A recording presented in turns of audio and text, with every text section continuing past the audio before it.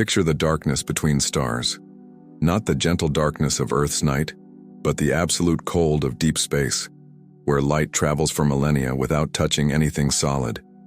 Here, in this vast emptiness, something moves. It began its journey when the universe was half its current age, 10 billion years ago, when the Milky Way was still forming its spiral arms, when our sun was nothing more than a distant possibility in a collapsing gas cloud. Through the cosmic dark, a fragment of ice and rock began to wander. This is 3I Atlas, a comet older than our star, older than Earth, older than the very concept of home as we understand it. Imagine holding a stone from your childhood. Feel its weight, its familiar texture. Now imagine holding something that predates not just your childhood, but the birth of your planet, your solar system, your sun itself. 3I Atlas carries within its frozen core the memory of a galaxy in its infancy, when stars burned brighter and closer together, when the universe was young and violent and full of possibilities we can barely comprehend. As it drifts through the outer reaches of our solar system, traveling at over 200,000 kilometers per hour, 3I Atlas appears as nothing more than a faint smudge of light against the star field. But appearances deceive. This wanderer has seen the birth and death of countless suns. It has witnessed the formation of planetary systems, the collision of galaxies, the slow dance of dark matter that shapes the cosmos itself. For most of its existence, 3I Atlas traveled alone through the interstellar void. No sunlight warmed its surface. No gravitational pull guided its path. It simply existed. A ghost ship sailing through an ocean of time, carrying secrets from the very edge of everything we know. But why is it here now? What cosmic choreography brought this ancient wanderer to our small corner of the galaxy at this precise moment in human history? As our telescopes track its passage, as our computers calculate its impossible trajectory, we begin to realize that 3I Atlas is not just visiting our solar system. It is delivering a message from the deep past, written in ice and stone, signed by forces we are only beginning to understand. The message is simple, yet profound. The universe is far stranger, far older, and far more connected than we ever imagined. Tonight, as 3I Atlas continues its eternal journey through our solar system, it carries with it the dreams of dead worlds and the whispers of extinct stars. It reminds us that we are not alone in this darkness that the cosmos itself remembers, and that sometimes, just sometimes, the past comes calling with stories that change everything we thought we knew about our place in the infinite. The year was 2017 when humanity first realized we were being visited. Oumuamua, a cigar-shaped object tumbling through space, announced itself as the first confirmed interstellar visitor to our solar system. Astronomers scrambled to study it before it disappeared back into the cosmic dark. They barely had time to measure its strange dimensions, its unusual acceleration, its alien chemistry. 2 years later, Comet Borisov arrived. Unlike Oumuamua's mystery, Borisov felt familiar. It behaved like comets should behave, developing a tail as it approached the sun, outgassing in predictable patterns. Scientists breathed easier. Perhaps interstellar visitors were not so strange after all. Then came 3I Atlas. Dr. Elena Marchetti was working the night shift at the Asteroid Terrestrial Impact Last Alert System Observatory in Hawaii when she first noticed the anomaly. It was January 2023, and the sky was clear, the kind of crystalline darkness that makes distant objects appear close enough to touch. She had been tracking routine near-Earth asteroids when her computer flagged something unusual. The object was moving too fast. Far too fast. Its trajectory was all wrong, cutting through the solar system at an impossible angle. Most concerning of all, when she ran the preliminary calculations backward, tracing its path through space, the numbers led nowhere. No known star system could account for its origin. At first, I thought it was an error, Marchetti would later recall. You see hundreds of asteroids every month. You develop a feel for how they should move, where they should come from. This one was different. It was like watching a river flow uphill. Within hours, observatories around the world were training their instruments on the mysterious object. The Hubble Space Telescope, the James Webb Space Telescope, ground-based arrays in Chile and California, all turned their eyes toward this new visitor. What they found defied every expectation. 3I Atlas was massive. Nearly 2 kilometers across, it dwarfed both previous interstellar visitors combined. Its surface was darker than coal, absorbing sunlight like a cosmic void. Most unsettling of all, spectroscopic analysis revealed ice compositions that shouldn't exist. Water ice mixed with frozen compounds that required specific temperature and pressure conditions to form. Conditions that existed nowhere in the modern solar system. The comet's size alone presented a puzzle. Objects this large don't typically escape their home systems. They have too much mass, too much gravitational binding energy. For 3I Atlas to achieve interstellar velocity, something catastrophic must have happened in its birthplace. A stellar explosion, a close encounter with a massive planet, or perhaps something even more exotic. But the real mystery lay in its composition. While Oumuamua appeared rocky and dry, and Borisov resembled comets from our own Kuiper belt, 3I Atlas carried chemical signatures that spoke of extreme age. Isotope ratios in its ice suggested formation in an environment rich with heavy elements, the kind of environment that existed only in the early universe, when the first generation of massive stars were seeding space with the ashes of their nuclear fires. As weeks passed and more data accumulated, the impossible became undeniable. 3I Atlas was not just from another star system. It was from another era entirely. A relic from the youth of the galaxy, somehow preserved in the deep freeze of interstellar space for billions of years. Meanwhile, the comet continued its relentless passage through our solar system, indifferent to the excitement it had generated. It approached the sun, rounded our star in a tight hyperbolic orbit, and began its journey back to the interstellar void. Humanity had perhaps a year to study this ancient messenger before it disappeared forever into the darkness between stars. The race was on to unlock its secrets before it was gone. In the basement of the European Space Agency's Operations Center in Darmstadt, Germany, Dr. Marcus Chen stared at a holographic display showing the trajectory of 3I Atlas. The three-dimensional projection filled the darkened room with ghostly blue lines, each representing millions of years of cosmic motion. Behind him, servers hummed with the effort of running the most complex orbital simulation ever attempted. "Run it back another million years," Chen whispered to his colleague, Dr. Sarah Kim. The hologram shifted. Stars moved in reverse, their positions rewinding through deep time. The path of 3I Atlas stretched backward, a thin thread of probability stretching across the galaxy. But as they watched, something disturbing became apparent. The farther back they traced the comet's path, the more uncertain it became. Not because of computational limits, but because the path itself seemed to dissolve into impossibility. This was the Gaia Observatory's most challenging case. The European Space Agency's precision astrometry mission had mapped the positions and motions of over 1 billion stars, creating the most detailed, three-dimensional map of our galaxy ever compiled.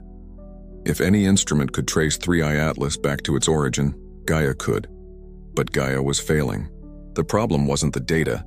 The observatory had tracked the comet with exquisite precision, measuring its position to within micro-arc seconds. The problem was what the data revealed. As Chen and his team ran their simulations backward through time, 3I Atlas's path led not to any known star, but to an empty region of space at the very edge of the galactic disk. "It's like trying to trace a river back to its source only to find it emerges from solid rock," Kim observed, adjusting the parameters for their 10th simulation run that day. They expanded their search radius. Perhaps they had missed something, a dim brown dwarf, a rogue planet, some gravitational anchor that could explain the comet's trajectory. The computers churned through billions of calculations, modeling stellar positions not just as they are now, but as they were millions of years ago when 3I Atlas began its journey toward the inner solar system. The Milky Way is not a static structure. Our galaxy rotates, its spiral arms sweeping through space like the arms of a cosmic hurricane. Stars orbit the galactic center at different speeds, creating a complex dance of gravitational interactions. Over millions of years, stellar neighborhoods change completely. Stars that are neighbors today may have been separated by thousands of light years in the past, but even accounting for galactic rotation, stellar motion, and the gravitational influence of the galaxy's dark matter halo, 3I Atlas's path remained enigmatic. The comet appeared to have emerged from the galactic frontier, that dim, sparsely populated region where the Milky Way's bright disk fades into the ancient halo of dark matter and primordial stars. What if we're looking at this wrong? Chen suggested during one of their late-night sessions. What if 3I Atlas didn't come from a star system at all? The idea was radical. Comets, by definition, were thought to form in the outer regions of planetary systems where water could freeze and accumulate into icy bodies. But what if some comets formed in the void between stars, in the cold depths where only the most ancient processes still operated? As they refined their models, a disturbing possibility emerged. 3I Atlas's trajectory, when traced back through deep time, appeared to originate from a region of space that contemporary astronomy barely understood. The boundary zone where the galaxy's thin disk met its thick disk, where young stellar populations gave way to ancient ones, where the very structure of the Milky Way transitioned from the familiar to the primordial. Kim leaned back in her chair, studying the latest simulation results. "Marcus," she said quietly, "I think we're not just looking at an old comet. I think we're looking at a fossil, a piece of the galaxy's childhood, preserved in ice and stone." The hologram continued its backward dance through time, the path of 3I Atlas stretching into regions of space that human eyes had never directly observed. Somewhere in that cosmic wilderness, in the forgotten borderlands of the Milky Way, lay the answer to the comet's impossible journey. But first, they would need to understand what those borderlands were and why they might harbor secrets older than the sun itself.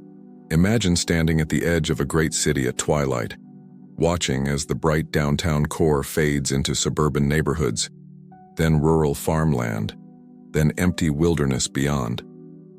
Our galaxy has a similar structure, though few humans have ever contemplated what lies in its outermost reaches. The Milky Way is not one galaxy, but two galaxies superimposed.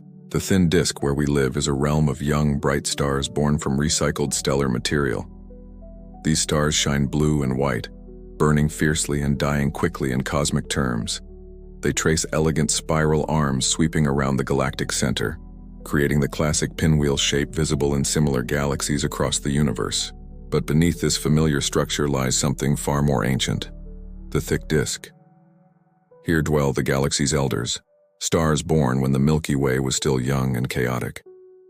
These ancient suns burn red and orange, their light dim and steady, their compositions telling stories of a universe with fewer heavy elements, fewer planets, fewer opportunities for the complex chemistry that leads to life as we know it. Dr. Amelia Rodriguez, an expert in galactic archaeology at the Max Planck Institute, has spent her career studying this ancient population. The thick disk is like finding medieval manuscripts hidden beneath a modern painting, she explains. These stars are fossils of galactic history, preserved in plain sight but largely ignored because they're so faint. The boundary between thin and thick disk is not sharp. Instead, it's a gradual transition zone extending roughly 3,000 light-years above and below the galactic plane. Here, ancient stellar streams intermingle with younger populations, creating a complex gravitational environment where normal orbital mechanics become unpredictable. This is where 3I Atlas appears to have originated. The thick disk formed through a violent process astronomers call galactic mergers. Billions of years ago, when the Milky Way was smaller and less organized, it consumed other galaxies, dwarf systems that wandered too close to its gravitational embrace. Each merger sent shockwaves through the existing stellar population, flinging stars into chaotic orbits and stirring the galactic pot. Some of these ancient merger events left behind more than just displaced stars. They scattered planetary debris, orphaned comets, and chunks of primordial material throughout the galaxy's outer reaches. Much of this material was ejected entirely, flung into intergalactic space by the violence of galactic collision. But some remained, trapped in stable orbits in the boundary zone between thin and thick disk. Rodriguez and her colleagues have identified several stellar streams in this region, long, coherent structures where the gravitational ghosts of dead galaxies still influence stellar motion. It's like seeing the wake of a ship hours after it has passed, she notes. The water looks calm, but the pattern of the wake remains. But the most intriguing discovery in recent years has been the identification of what astronomers call transitional objects. Bodies that appear to have formed in the thick disk, but now orbit in the thin disk, or vice versa. These objects carry chemical signatures from both stellar populations, suggesting they have migrated between galactic environments over billions of years. Could 3I Atlas be such a transitional object? Its isotopic composition suggests formation in an environment enriched with heavy elements, consistent with the thick disk's ancient stellar population. Yet its current trajectory carries it through the plane of the thin disk. Where younger stars and conventional comets typically reside, the gravitational dynamics of the boundary zone offer a possible explanation. Computer simulations show that objects in this region can follow extremely complex orbits, sometimes stable for billions of years, sometimes chaotic and unpredictable. A comet could form in the thick disk, migrate slowly toward the thin disk over cosmic time, and then be perturbed by a chance gravitational encounter into an escape trajectory. Such perturbations might be surprisingly common.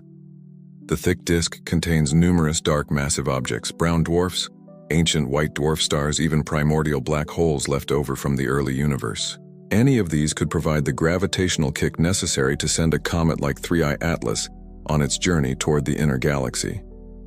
Meanwhile, far above the bright spiral arms where human civilization has emerged, the boundary zone continues its ancient dance. Dark matter streams flow through space like invisible rivers. Primordial gas clouds collapse and fragment.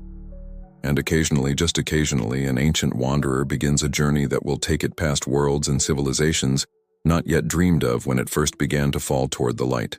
In the sterile quiet of the spectroscopy laboratory at MIT, Dr. James Holloway adjusted the focus on his spectrometer and prepared to peer into the chemical soul of 3I Atlas. The comet was still millions of kilometers away, but its light, sunlight reflected from its ancient surface, carried within it the fingerprints of creation itself. Spectroscopy is time travel. When starlight passes through a prism, it separates into its component colors, each wavelength telling a story about the atoms that absorbed or emitted it. For comets, this technique reveals not just what they're made of, but when and where they formed. Each element, each isotope, each molecular signature is a timestamp written in the language of physics.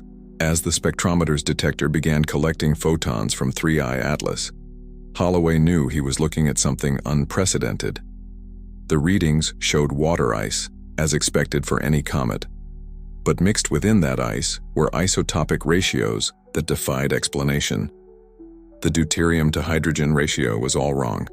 On Earth and in most solar system comets, this ratio reflects the specific conditions present during the formation of our local stellar neighborhood 4.6 billion years ago. But 3I Atlas showed ratios consistent with much earlier cosmic epochs, eras when the universe contained different proportions of heavy elements, when stellar nucleosynthesis followed different patterns. It's like finding a 10,000-year-old tree growing in your backyard, Holloway muttered to his graduate student Maria Santos. The chemistry doesn't match anything from our solar system's formation period. But the isotope ratios were just the beginning. Deep within the comet's spectrum, Holloway detected traces of noble gases, helium, neon, argon, trapped within the ice matrix. These gases are notoriously difficult to retain over long periods. They require specific pressure and temperature conditions to remain frozen, conditions that exist only in the coldest regions of space or in the hearts of forming planetary systems. The noble gas signatures in 3I Atlas pointed to formation in an environment enriched with the products of massive stellar explosions, not the gentle stellar winds that enriched our solar system's formation, but the violent supernovae that marked the end of the first generation of truly massive stars, stars that burned bright and died quickly in the early universe. Carbon isotope analysis told an even more remarkable story. The ratio of carbon-12 to carbon-13 in 3I Atlas indicated formation in a stellar environment with a different initial mass function, meaning the mix of large and small stars was different when this comet formed. This is precisely what theoretical models predict for stellar populations in the early galaxy. when gas clouds were more pristine and stellar formation followed different rules. Santos ran the calculations 3 times before she believed the results. "Dr. Holloway," she said quietly, "according to these measurements, this comet is older than our solar system. Much older." The implications were staggering. If 3I Atlas truly formed 10 billion years ago, it represented a direct sample of galactic conditions from an era when the Milky Way was half its current size. It was a witness to the epoch when the galaxy's thick disk was still forming, when massive stellar explosions were seeding space with the heavy elements necessary for planet formation. But how could such an object survive for so long? Comets are fragile things, easily disrupted by stellar radiation, cosmic rays, and gravitational perturbations. For 3I Atlas to remain intact for 10 billion years, it must have spent most of that time in the deep cold of interstellar space, far from any star's influence. The thermal modeling supported this conclusion. Computer simulations showed that an object of 3I Atlas size and composition could indeed survive billions of years in interstellar space, slowly losing mass to cosmic ray erosion, but retaining its core structure. The key was isolation. The comet needed to spend the vast majority of its existence in the empty regions between stars, where temperatures hover just a few degrees above absolute zero. Such isolation would also explain the comet's pristine condition. Unlike objects that spent billions of years orbiting within stellar systems, subject to repeated heating and cooling cycles, 3I Atlas had remained essentially unchanged since its formation. It was a time capsule, preserving the chemical conditions of the early galaxy in its frozen interior. As Holloway compiled his findings for publication, he realized he was documenting something unprecedented in human experience: direct contact with the deep past. 3I Atlas was not just an old comet. It was a messenger from the galaxy's youth, carrying within its ice and rock the actual atoms that had once been inside the cores of the first massive stars.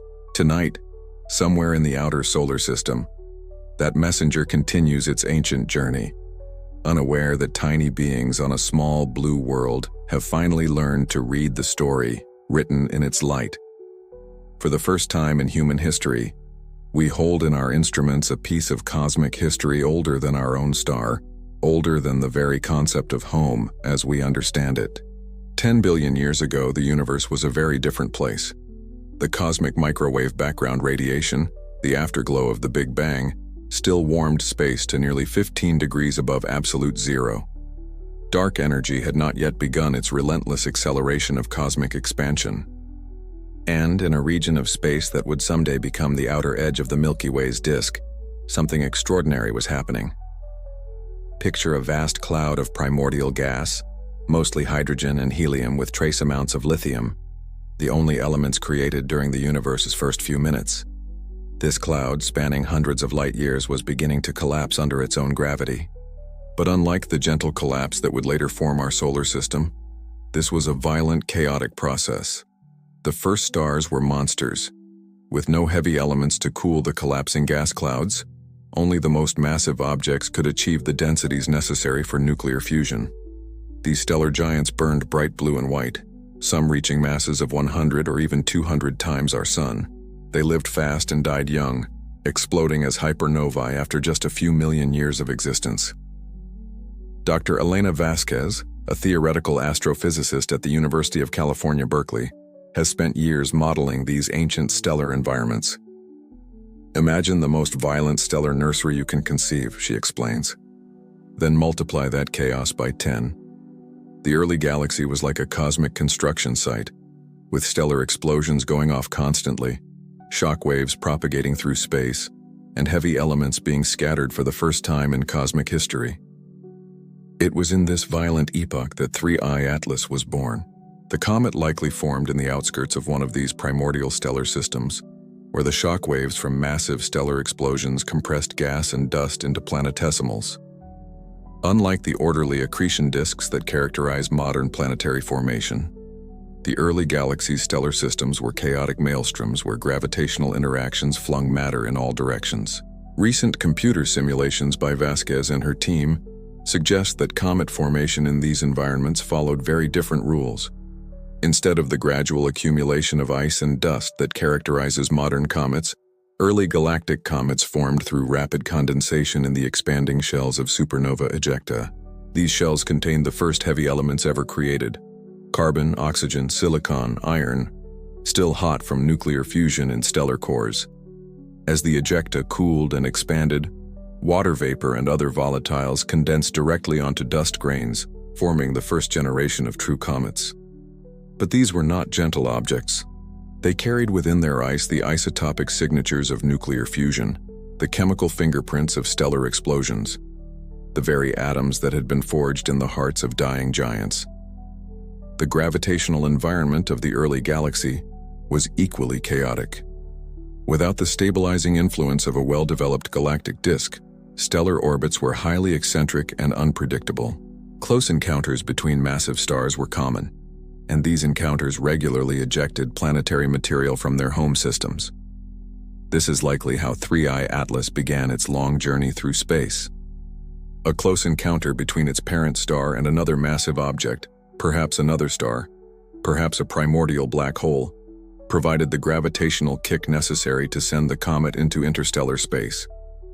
But unlike modern ejection events, which typically fling objects in random directions, the organized chaos of the early galaxy may have preferentially ejected objects into specific regions of space.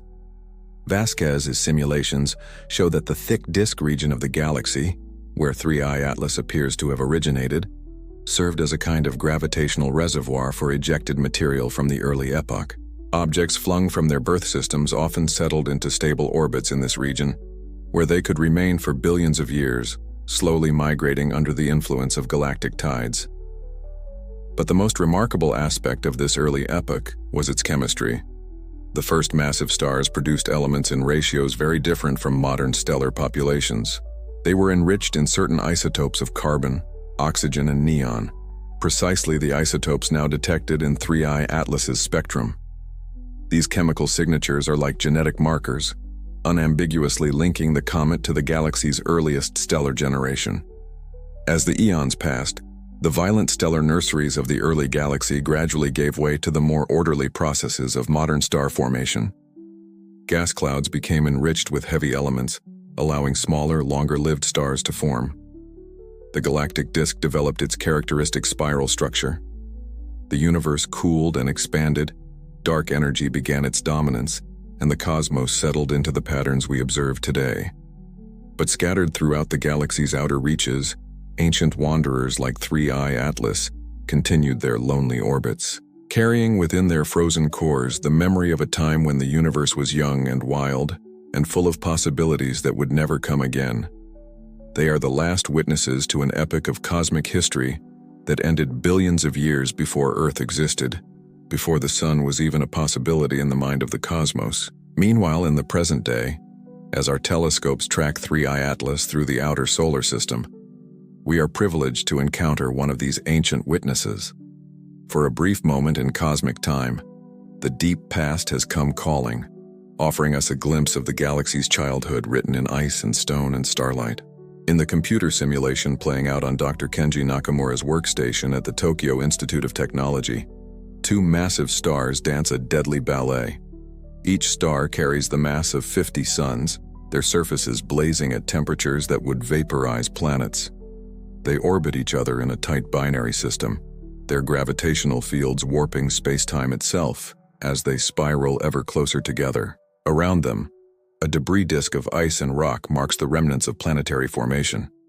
Comets, asteroids, and planetesimals trace chaotic orbits through the system, their paths constantly perturbed by the binary star's complex gravitational field. For millions of years, the system has maintained a precarious stability, but that stability is about to end. Run the collision sequence, Nakamura instructs his computer. The simulation accelerates. The two massive stars merge in a catastrophic explosion that briefly outshines an entire galaxy. The explosion sends shockwaves propagating through space at thousands of kilometers per second, while the newly formed hypermassive star begins its rapid collapse toward a black hole. In the debris disk, chaos erupts. Comets that had maintained stable orbits for millions of years are suddenly accelerated to incredible velocities. Some are vaporized by the explosion's radiation. Others are captured by the emerging black hole. But a few, perhaps one in a million, achieve escape velocity and begin their journey into interstellar space. This is one possible scenario for how 3I Atlas began its 10 billion-year journey to our solar system. Stellar ejection events come in many forms, each capable of flinging comets and asteroids into the void between stars. Binary star mergers represent just one mechanism. Stellar close encounters can produce similar results, as can the passage of rogue planets or even primordial black holes through established stellar systems. Dr. Sarah Chen, an expert in dynamical astronomy at Harvard, has cataloged dozens of possible ejection mechanisms. The early galaxy was a much more violent place, she explains. Stellar densities were higher, orbital dynamics were less stable, and catastrophic events were commonplace. Any comet that survived to the present day from that epoch would have had to navigate an incredibly dangerous environment. The ejection velocity is crucial. Too slow and the comet remains gravitationally bound to its parent system. Too fast, and it achieves galactic escape velocity, disappearing into intergalactic space. 3I Atlas appears to have received precisely the right kick, sufficient to escape its birth system, but not so violent as to send it beyond the galaxy entirely. Computer models suggest that the most likely ejection mechanism for 3I Atlas was a three-body interaction involving its parent star, a massive companion, and the comet itself. Such interactions can produce highly specific velocity vectors, explaining not just the comet's escape from its birth system, but also its eventual trajectory toward the inner galaxy. But ejection was only the beginning of 3I Atlas's story. Once in interstellar space, the comet entered a realm governed by entirely different physical processes. Without the warmth of stellar radiation, its surface temperature plummeted to just a few degrees above absolute zero. Cosmic rays began their slow erosion of its outer layers, and the galaxy's gravitational field became the dominant influence on its motion. The Milky Way's gravitational environment is surprisingly complex. The galaxy's dark matter halo creates a background potential that affects the motion of all objects within it. Spiral density waves propagate through the disk, creating time-varying gravitational fields. And the galactic center's supermassive black hole generates tidal forces that extend throughout the galaxy. For a comet like 3I Atlas, these effects accumulated over billions of years. The comet's orbit slowly evolved under the influence of galactic tides, stellar perturbations, and encounters with dark matter substructures. Computer simulations show that such evolution can be highly chaotic, with small changes in initial conditions leading to drastically different outcomes over cosmic timescales. Yet somehow, 3I Atlas navigated this gravitational maze for 10 billion years, slowly spiraling inward from the galaxy's outer reaches toward the dense stellar environments of the inner disk. The comet's current trajectory suggests it spent most of this time in the galactic halo or thick disk, regions where stellar encounters are rare and orbits can remain stable for enormous periods. The final perturbation that sent 3I Atlas on its current trajectory toward the inner solar system likely occurred relatively recently in cosmic terms, perhaps within the last few million years. This perturbation could have been caused by a close encounter with a passing star, the gravitational influence of a molecular cloud, or even the passage through one of the galaxy's spiral arms. Nakamura's simulations suggest that the trigger was probably mundane, a red dwarf star passing within a few light-years of 3I Atlas's previous orbit. The gravitational interaction was weak, barely noticeable on human timescales. But over millions of years, this gentle nudge was sufficient to alter the comet's trajectory, sending it on a collision course with the inner solar system. As the simulation winds down, Nakamura contemplates the extraordinary chain of coincidences that brought this ancient wanderer to our cosmic neighborhood. The precise ejection velocity, the specific galactic orbit, the final gravitational nudge. Each element had to occur within narrow parameters for 3I Atlas to arrive here and now. During the brief span of human technological civilization, it's like winning the cosmic lottery, he muses, watching the simulated comet begin its final approach to the sun. Except the ticket was purchased 10 billion years ago, and we're just now learning how to read the winning numbers.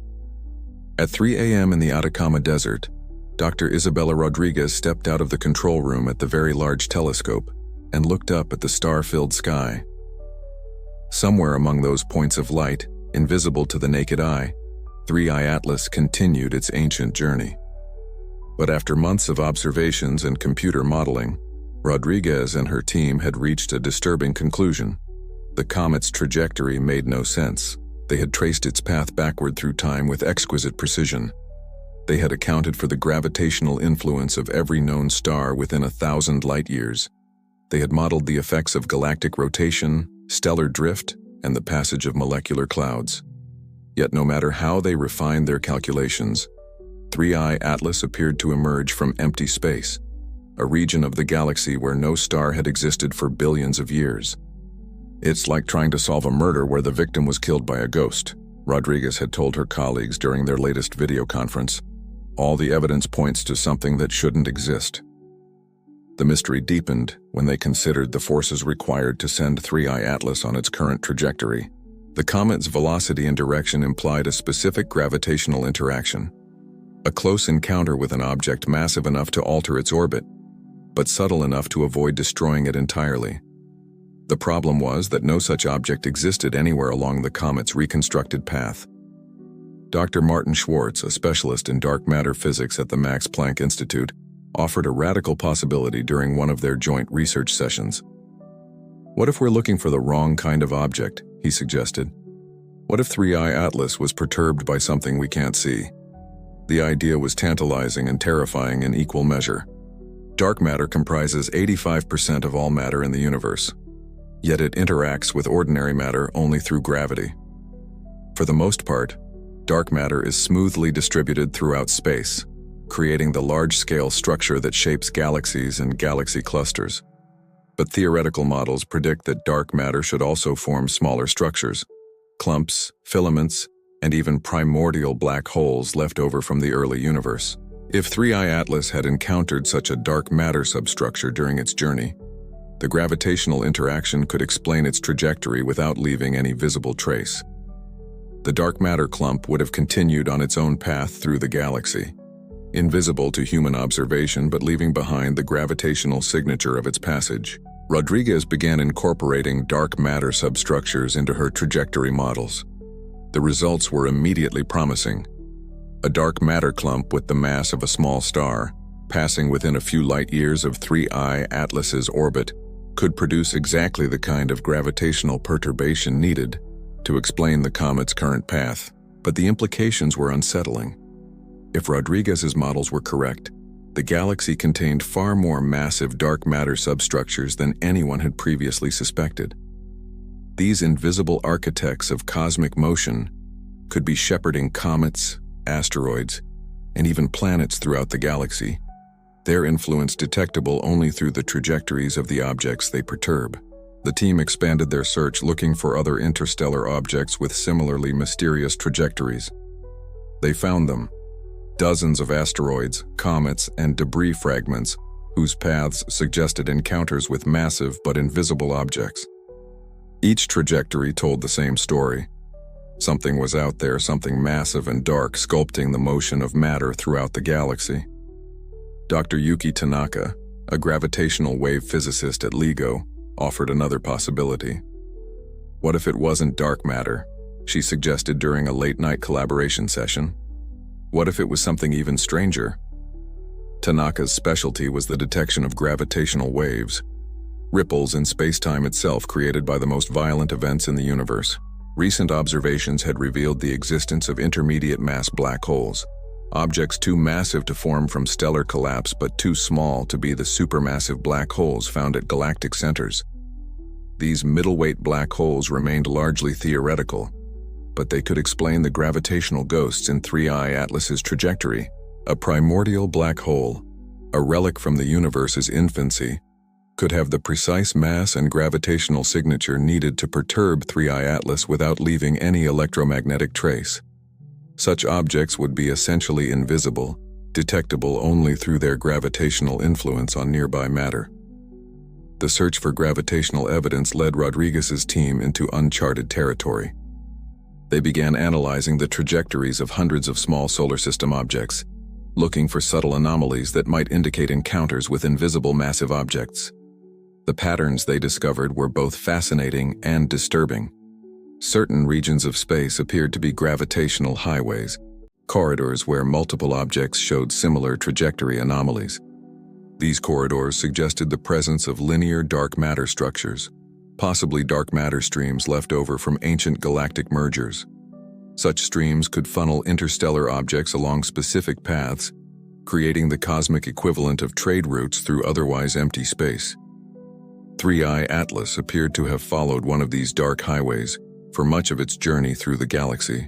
The comet's path aligned almost perfectly with theoretical predictions for the location of a major dark matter stream stretching from the galactic halo to the inner disk.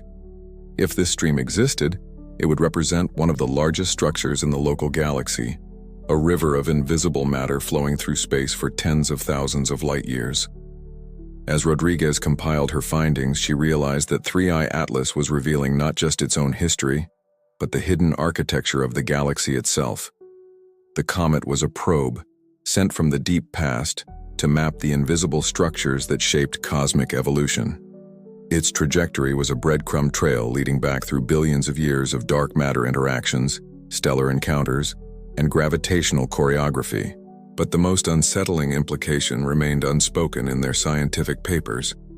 If the galaxy contained so many invisible massive objects, dark matter clumps, primordial black holes, and streams of exotic matter, what else might be out there, hidden in the darkness between stars?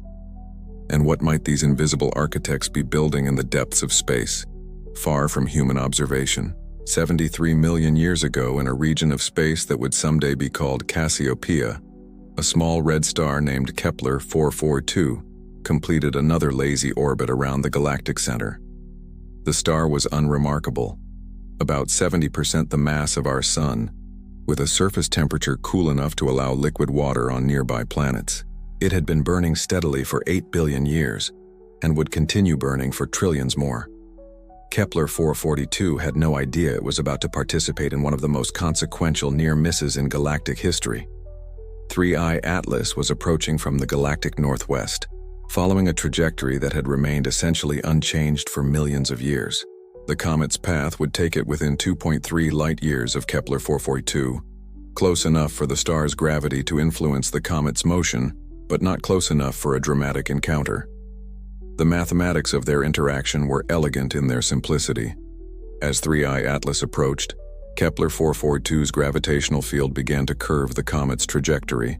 The change was tiny, less than 1 degree of deflection, but in the vast scales of galactic motion, tiny changes accumulate into profound consequences. Dr. Elena Santos had discovered this interaction while running one of her deep-time trajectory simulations. The computer had flagged Kepler 442 as a significant gravitational influence during 3I Atlas's journey, and Santos had spent weeks verifying the calculations.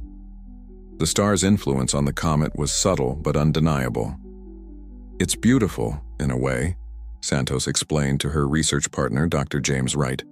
"This little red star, just minding its own business, reaches out and gently nudges a comet that's been traveling for billions of years, and that tiny nudge changes everything."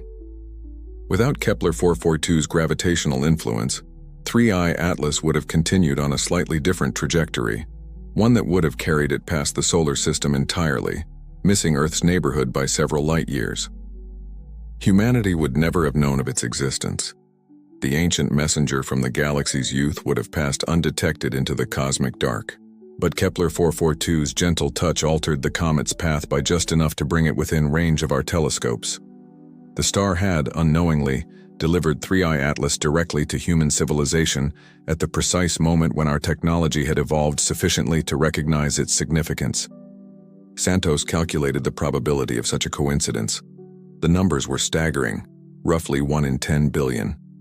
Not impossible, but so unlikely as to seem almost intentional, as if the universe itself had conspired to ensure that this ancient wanderer would arrive at our cosmic doorstep precisely when we were ready to read its message. Wright, a philosopher as much as an astronomer, was fascinated by the deeper implications. "Think about it," he mused during one of their late-night conversations. Every gravitational interaction in the galaxy's history had to occur exactly as it did for 3I Atlas to reach us now. One stellar encounter goes differently. One molecular cloud moves slightly off course. One supernova explodes a few thousand years earlier or later, and we never see this comet. The story of Kepler 442 and 3I Atlas became a meditation on cosmic interconnectedness. Here was a star that had never been visited by human spacecraft, never been the subject of detailed study, perhaps never even been noticed by amateur astronomers. Yet this unremarkable red dwarf had played a crucial role in one of the most significant astronomical discoveries of the 21st century. Santos often wondered what other invisible connections linked the objects in space. How many subtle gravitational nudges had shaped the trajectories of planets, comets, and asteroids throughout the galaxy? How many chance encounters between cosmic strangers had altered the course of evolution itself? The mathematics suggested that such interactions were everywhere, if you knew how to look for them. Every object in the galaxy influenced every other object, however slightly. Gravity knew no boundaries, respected no distances. A star's gravitational field extended to infinity, growing weaker with distance, but never truly disappearing. In this view, the galaxy became a vast web of interconnected influences, each object both shaped by and shaping the motion of countless others. 3I Atlas had been touched by thousands of stars during its billion-year journey, each encounter leaving its mark on the comet's trajectory. And now, as human telescopes tracked the ancient wanderer through our solar system, we too became part of that web. Kepler 442 continues its quiet orbit around the galactic center, unaware of the role it played in cosmic history. The star has no knowledge that its gravitational influence delivered an ancient messenger to an awakening civilization, no understanding that it served as a bridge between the galaxy's deep past and its conscious present. Yet in the grand tapestry of cosmic evolution, every thread matters. Every gravitational nudge, every stellar encounter, every moment of near miss or collision contributes to the ongoing story of matter and energy dancing through space and time. Kepler 442's gentle touch on 3I Atlas reminds us that we are all connected. Stars and planets, comets and civilizations, the ancient past and the eternal future. In the end, perhaps that is 3I Atlas's most profound message. That nothing in the universe exists in isolation. That every object carries within its motion the accumulated influence of every other object it has ever encountered. And that consciousness itself is simply the universe's way of contemplating its own beautiful, interconnected complexity. In the pristine environment of the James Webb Space Telescope's cryogenic spectrometer, individual photons from 3I Atlas strike silicon detectors cooled to within degrees of absolute zero.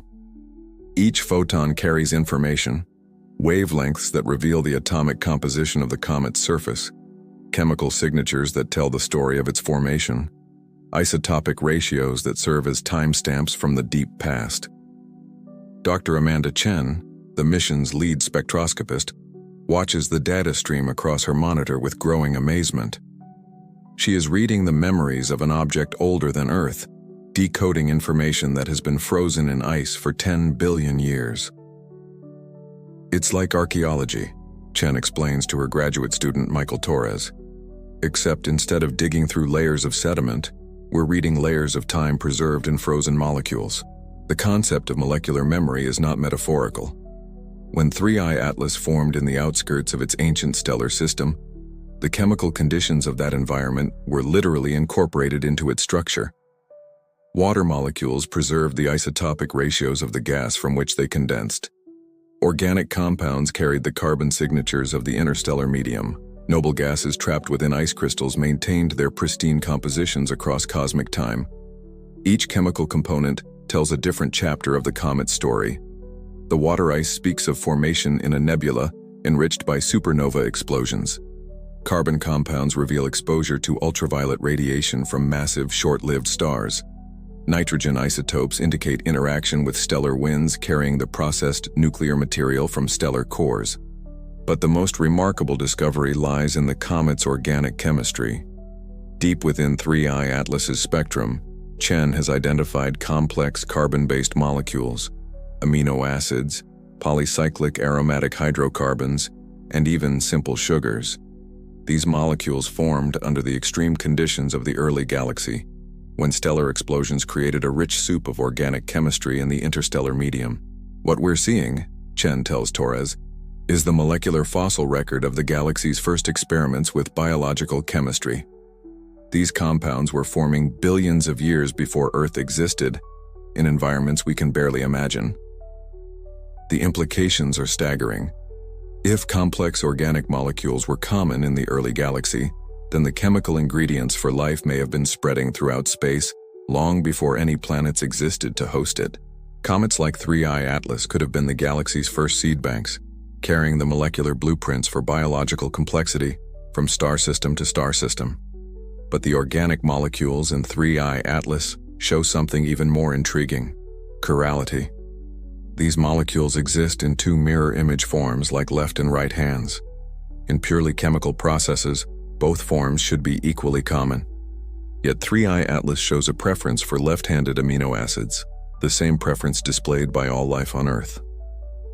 Dr. Patricia Williams, an astrobiologist at NASA Goddard, joined Chen's team when the chirality results became apparent. "This could be the smoking gun we've been looking for," Williams explains. "The question of why Earth's life chemistry is left-handed has puzzled scientists for decades. If we're seeing the same handedness preference in molecules that formed 10 billion years ago, it suggests this asymmetry is fundamental to the universe itself." The molecular memory preserved in 3I Atlas extends beyond individual compounds to larger structures. Crystalline inclusions within the comet's ice show evidence of formation under specific pressure and temperature conditions. These tiny crystals are like tree rings, preserving information about the environment in which they formed.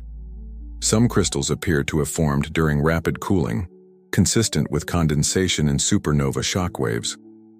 Others show evidence of slow, gradual growth, suggesting formation in the quiet regions between stars. Still others display complex internal structures that hint at formation in gravitational fields much stronger than anything in the modern galaxy. Each crystal is a time capsule, explains Dr. Maria Rodriguez, a planetary scientist studying the comet's structure. "We can read the history of its formation in the arrangement of atoms within its lattice. It's like having a diary written in the language of physics." The preservation of these molecular memories across billions of years required extraordinary conditions. 3I Atlas spent most of its existence in the deep cold of interstellar space, where temperatures hover just above absolute zero and chemical reactions essentially stop. This cosmic refrigerator allowed the comet to maintain its pristine composition, protecting its ancient molecules from the processes that would normally break them down. But preservation alone is not enough to explain the wealth of information contained within 3I Atlas. The comet appears to have formed in an environment that was particularly rich in complex chemistry, a stellar nursery where massive stars, supernova explosions, and planetary formation processes all contributed to a uniquely fertile mix of organic and inorganic compounds. Computer models of early galactic evolution suggest that such environments were much more common in the past than they are today. The first generation of massive stars burned through their nuclear fuel quickly, creating a rapid cycle of stellar birth, death, and chemical enrichment. The result was a galaxy-wide laboratory for complex chemistry, with conditions that haven't existed for billions of years. As Chen and her team continue to decode the molecular memories preserved in 3I Atlas, they are essentially reading the galaxy's first chapter, the story of how complex chemistry emerged from the simple hydrogen and helium of the early universe. Each molecular signature is a word in that story, each isotopic ratio a sentence, each crystalline structure a paragraph describing conditions that existed when the cosmos was young. The comet has become a Rosetta Stone for understanding the galaxy's chemical evolution. By comparing its molecular signatures to those of modern comets, asteroids, and planets, scientists can trace the development of chemical complexity over cosmic time. They can see how the galaxy's chemistry has changed, how the ingredients for life have evolved, and how the universe itself has learned to build the complex structures that would eventually give rise to consciousness. In the quiet of her laboratory, Chen often marvels at the elegance of this cosmic memory system. The universe has found a way to preserve its own history, to carry forward the memory of its youth in the frozen hearts of ancient wanderers. Atlas is not just a comet, It is the galaxy's autobiography, written in molecules and preserved in ice, waiting billions of years for someone capable of reading its ancient words. The Mauna Kea Observatory in Hawaii fell silent on October 19, 2017, as astronomers realized they were witnessing something unprecedented. Oumuamua, Scout in Hawaiian, had announced humanity's first confirmed encounter with an interstellar visitor. The object was unlike anything in our solar system, elongated like a cosmic cigar, tumbling end over end, accelerating away from the sun in ways that defied conventional physics. Dr. Robert Warwick, who first spotted Oumuamua in the Pan-STARRS telescope data, could never have imagined that his discovery would be the first note in a cosmic symphony that would continue playing for years to come. 6 years later, as 3I Atlas made its own grand entrance, the echoes of that first interstellar visitor still resonated through the astronomical community. Each visitor tells us something different about the galaxy, explains Dr. Alan Fitzsimmons, who led one of the major observational campaigns studying Oumuamua. But together, they're starting to reveal patterns that suggest interstellar space is far more populated than we ever imagined. Oumuamua was an enigma wrapped in mystery. Its extreme elongation, roughly 10 times longer than it was wide, had no equivalent among solar system objects. Its surface was red and reflective, suggesting a composition rich in organic compounds that had been irradiated by cosmic rays over millions of years of interstellar travel. Most puzzling of all, it showed a small but measurable acceleration away from the sun that couldn't be explained by gravitational forces alone. The acceleration sparked intense debate. Some scientists proposed that Oumuamua was outgassing like a comet, despite showing no visible tail or coma. Others suggested it might be a fragment of a larger object, perhaps a piece of an exoplanet torn apart by tidal forces. A few brave souls even speculated about artificial origins, a hypothesis that captured public imagination but found little support in the scientific community. Comet Borisov, discovered in 2019, provided a welcome contrast to Oumuamua's mysteries. Borisov behaved exactly like comets should behave, developing a beautiful tail as it approached the sun and outgassing in predictable patterns. Its composition matched that of solar system comets so closely that it seemed like a familiar visitor from a distant neighborhood. Borisov was almost boring in its normality, laughs Dr. Piotr Guzik, who led spectroscopic observations of the comet. After Oumuamua's strangeness, we were relieved to see something that made sense. It suggested that comet formation follows similar processes throughout the galaxy. Now comes 3I Atlas, and with it, new mysteries that challenge our understanding once again. Unlike Oumuamua's bizarre shape or Borisov's comforting familiarity, 3I Atlas presents us with the riddle of time itself. Here is an object so ancient that it predates our entire solar system, yet so well preserved that it retains the chemical signatures of its formation epoch. The three visitors represent different aspects of interstellar space. Oumuamua appears to be a fragment, perhaps broken from a larger body during its journey between stars, shaped by millions of years of cosmic weathering. Borisov is a pristine comet, ejected relatively recently from its home system and retaining the characteristics of its birthplace. 3I Atlas is something else entirely, a time traveler, carrying the memories of an era when the galaxy was young. Dr. Michelle Bannister, a planetary astronomer who has studied all three interstellar visitors, sees a pattern emerging. Each visitor is showing us a different population of interstellar objects, she explains. Short-term visitors like Borisov that still resemble their parent system's objects. Processed objects like Oumuamua that have been shaped by their journey through space. And ancient relics like 3I Atlas that represent completely different epochs of galactic evolution. The implications are profound. If interstellar space contains such a diverse population of objects, then the exchange of material between stellar systems may be far more common than previously thought. Planets, comets, and asteroids ejected from their home systems don't simply disappear into the void.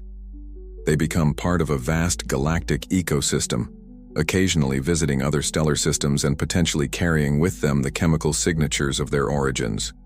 This realization has led to the concept of galactic panspermia, the idea that life's basic ingredients, or even life itself, might spread throughout the galaxy via interstellar objects. 3I Atlas, with its complex organic molecules and left-handed amino acids, provides tantalizing evidence that the chemical precursors to life were widespread in the early galaxy. But the differences between the three visitors also raise troubling questions. Why is Oumuamua so strange? Why does it accelerate in ways that conventional physics struggles to explain? And why are we seeing this burst of interstellar visitors now, after centuries of astronomical observation without detecting any? Some scientists suggest we're simply getting better at detection. Modern surveys like Pan-STARRS, Catalina, and Linear scan the sky continuously, identifying objects that would have been missed by earlier generations of telescopes. As our detection capabilities improve, we're naturally finding more interstellar visitors. Others propose a more unsettling possibility, that something has changed in the galaxy itself. Perhaps we're passing through a region of space with a higher density of interstellar objects. Perhaps the solar system's motion through the galaxy has carried us into a stream of material ejected from some ancient stellar catastrophe. Dr. Avi Loeb, the Harvard astronomer who proposed artificial origins for Oumuamua, takes the speculation even further. What if these visitors are not random? He asks. What if they represent some kind of pattern, some galactic process we don't yet understand? The fact that we're seeing such diversity in a short time period suggests that interstellar space is far more active and complex than we realized. As 3I Atlas continues its journey through our solar system, joining the growing catalog of interstellar visitors, it forces us to confront a new reality. We are not alone in our cosmic neighborhood. The space between stars is populated with wanderers, refugees, and ancient messengers carrying stories from across the galaxy. Some are familiar, some are strange, and some are so old they remember when the universe was young. The age of interstellar archaeology has begun, and each new visitor adds another piece to the puzzle of our galaxy's hidden history. In the echoes of Oumuamua, in the familiar chemistry of Borisov, and now in the ancient memories of 3I Atlas, we hear the whispers of a cosmos far more complex and interconnected than we ever dared imagine. In the pre-dawn darkness of 134 BCE, Chinese astronomers at the Han Dynasty court observed a broom star sweeping across the constellation we now call Cassiopeia. The comet's tail stretched across half the sky, and court astrologers interpreted its appearance as an omen of great change. They could not have known they were witnessing Halley's Comet, nor that this same celestial visitor had been recorded by Babylonian astronomers centuries earlier, would terrify medieval Europeans as a harbinger of conquest, and would eventually become humanity's first successful target for an interplanetary space mission. But they understood something that modern astronomy sometimes forgets. Comets are messengers. Dr. Sarah Martinez, an ethnoastronomer at the University of New Mexico, has spent her career studying how different cultures have interpreted cometary apparitions throughout history. Every civilization that has looked at the sky has seen comets as significant, she explains. But the interpretation varies dramatically. Some see them as warnings, others as guides. Some associate them with death and destruction, others with renewal and rebirth. The ancient Greeks called them kometes, hairy stars, for their flowing tails that resembled streaming hair. Aristotle believed they were atmospheric phenomena, burning vapors in the upper air. It wasn't until 1577 that Tycho Brahe proved comets were celestial objects beyond the moon's orbit, and not until the 18th century that astronomers began to understand their true nature as icy visitors from the outer solar system. Yet in many ways, ancient interpretations were more accurate than early scientific explanations. Indigenous Australian cultures spoke of comets as spirits traveling between worlds, carrying messages from the ancestors. This interpretation comes remarkably close to our modern understanding of comets as carriers of information, chemical messages from the outer reaches of stellar systems, preserving the conditions that existed during planetary formation. The Aztecs saw comets as smoking stars, cosmic cigarettes lit by the gods. They associated cometary appearances with the breath of Quetzalcoatl, the feathered serpent deity who governed the wind and learning. In their cosmology, comets were literally the exhalation of divine consciousness, carrying divine knowledge across the sky. Perhaps most intriguingly, several ancient cultures associated comets with memory and the preservation of knowledge. The ancient Persians believed that comets were cosmic libraries, carrying the wisdom of previous world ages across the darkness between destructions. Hindu astronomical texts describe comets as vehicles for the transmission of karmic information between cosmic cycles. What's remarkable, notes Martinez, is how often ancient peoples intuited connections that we're only now beginning to understand scientifically. The idea that comets carry information, preserve memory, connect different epochs, these are all concepts that emerge naturally from careful observation of cometary behavior. 3I Atlas, with its ancient chemistry and interstellar origin, embodies these mythological concepts in ways that would have seemed impossible just decades ago. Here is a comet that literally carries memories from a previous age of the galaxy, preserving chemical information from an epoch when the cosmos was fundamentally different. It is, in the most literal sense, a cosmic library containing knowledge from the galaxy's youth. The comet's discovery has resonated with indigenous astronomers around the world. Dr. Annette Lee, a member of the Lakota Nation and director of the Native Skywatchers Initiative, sees profound connections between 3I Atlas and traditional Lakota star knowledge. In our tradition, certain stars and sky objects are understood to be visitors from other worlds, carrying teachings that our people need to learn, she explains. The arrival of this ancient comet feels like a fulfillment of those teachings. Maori astronomers in New Zealand have drawn similar connections. In Maori cosmology, comets are waka, canoes, carrying the spirits of ancestors between different levels of existence.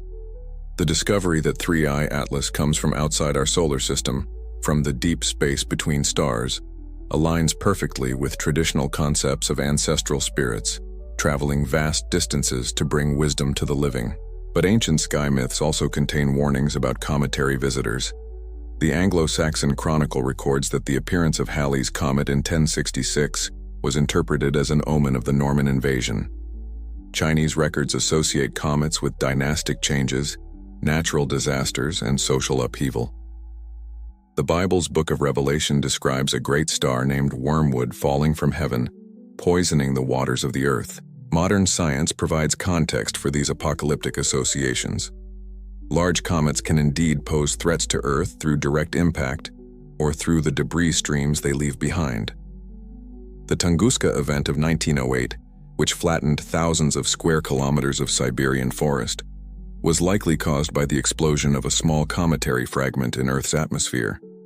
Yet the more we learn about comets like 3I Atlas, the more they appear as bearers of life rather than death. The organic compounds preserved in ancient cometary ice may have provided the chemical ingredients necessary for life's emergence on Earth and countless other worlds. In this view, comets are not harbingers of destruction, but gardeners of the galaxy, seeding stellar systems with the molecular building blocks of biological complexity. Dr. Frank Drake, the pioneer of SETI research, has proposed that comets might even carry more than just chemical information. If life is as common in the galaxy as we're beginning to suspect, he speculates, then ancient comets like 3I Atlas might preserve not just organic molecules but actual biological material, dormant microorganisms that could survive for billions of years in the deep freeze of interstellar space. The idea of comets as vehicles for panspermia, the spread of life throughout the galaxy, was once purely speculative. But discoveries of extremophile organisms that can survive in the harsh conditions of space, combined with evidence of complex organic chemistry in comets like 3I Atlas, have made the concept scientifically respectable. As 3I Atlas continues its passage through our solar system, it bridges the gap between ancient wisdom and modern science. It validates mythological intuitions about comets as carriers of memory and messengers between worlds. It fulfills prophecies about visitors from the stars bringing knowledge from other ages. And it reminds us that the boundary between science and mythology is often thinner than we like to admit. In the end, perhaps the ancients were right all along. Comets are messengers, carrying information across vast distances and enormous spans of time. They connect us to the deep past and the far reaches of space. They remind us that we are part of a larger cosmic story, one that began billions of years before we existed and will continue long after we are gone. Tonight, as 3I Atlas races past Jupiter on its journey back to interstellar space, it carries with it not just the chemical memories of the galaxy's youth, but the dreams and fears of every human who has ever looked up at a comet and wondered what message it might carry from the infinite darkness beyond. Imagine standing at the shore of a vast ocean at twilight, watching the last waves lap against familiar sand before they disappear into darkness beyond the horizon. This is what it feels like to contemplate the edge of the Milky Way's disk, the boundary where the bright spiral arms fade into the ancient halo of dark matter and primordial stars. Dr. Jennifer Walsh has made her career studying this cosmic shoreline. From her office at the Smithsonian Astrophysical Observatory, she uses data from the Gaia Space Telescope to map the galaxy's outermost regions, territories so remote and sparsely populated that they remain largely unknown to human science. The edge of the galaxy is not a sharp boundary, Walsh explains, gesturing toward a three-dimensional hologram of the Milky Way that fills her office. It's more like a gradual fade from the familiar to the utterly alien. As you move outward from the spiral arms, stars become fewer and farther between. The chemistry changes. Time itself seems to slow down. This is the region where 3I Atlas appears to have spent most of its 10 billion-year existence, not in the comfortable neighborhoods of the inner galaxy where stars cluster together like cities, but in the cosmic countryside where vast distances separate ancient solitary suns. The galactic edge is divided into several distinct regions, each with its own character and history. The thin disk, where Earth resides, extends about 30,000 light-years from the galactic center before fading into obscurity. Beyond this lies the thick disk, populated by older metal-poor stars that formed when the galaxy was young. And beyond even this stretches the galactic halo, a roughly spherical region where the oldest stars in the galaxy maintain their lonely vigils. But it is the boundary zone between these regions that holds the greatest mysteries. Here, streams of stars orbit in complex patterns that speak of ancient galactic mergers. Dark matter substructures create gravitational highways that guide the motion of objects across cosmic distances. And occasionally, ancient wanderers like 3I Atlas begin their long journeys toward the inner galaxy. Walsh's research has revealed that this boundary zone is far more dynamic than anyone previously suspected. We used to think of the galactic edge as a quiet place where nothing much happened, she notes. But the more we study it, the more we realize it's actually the galaxy's memory palace, a region where the debris from cosmic history accumulates and sometimes gets recycled back into the inner galaxy. The stars that populate this region are unlike anything in our solar neighborhood. Many are extremely metal-poor, containing only trace amounts of elements heavier than hydrogen and helium. These stars formed from primordial gas that had been enriched by only a few generations of stellar explosions, giving them chemical signatures that speak of an era when the universe was fundamentally different.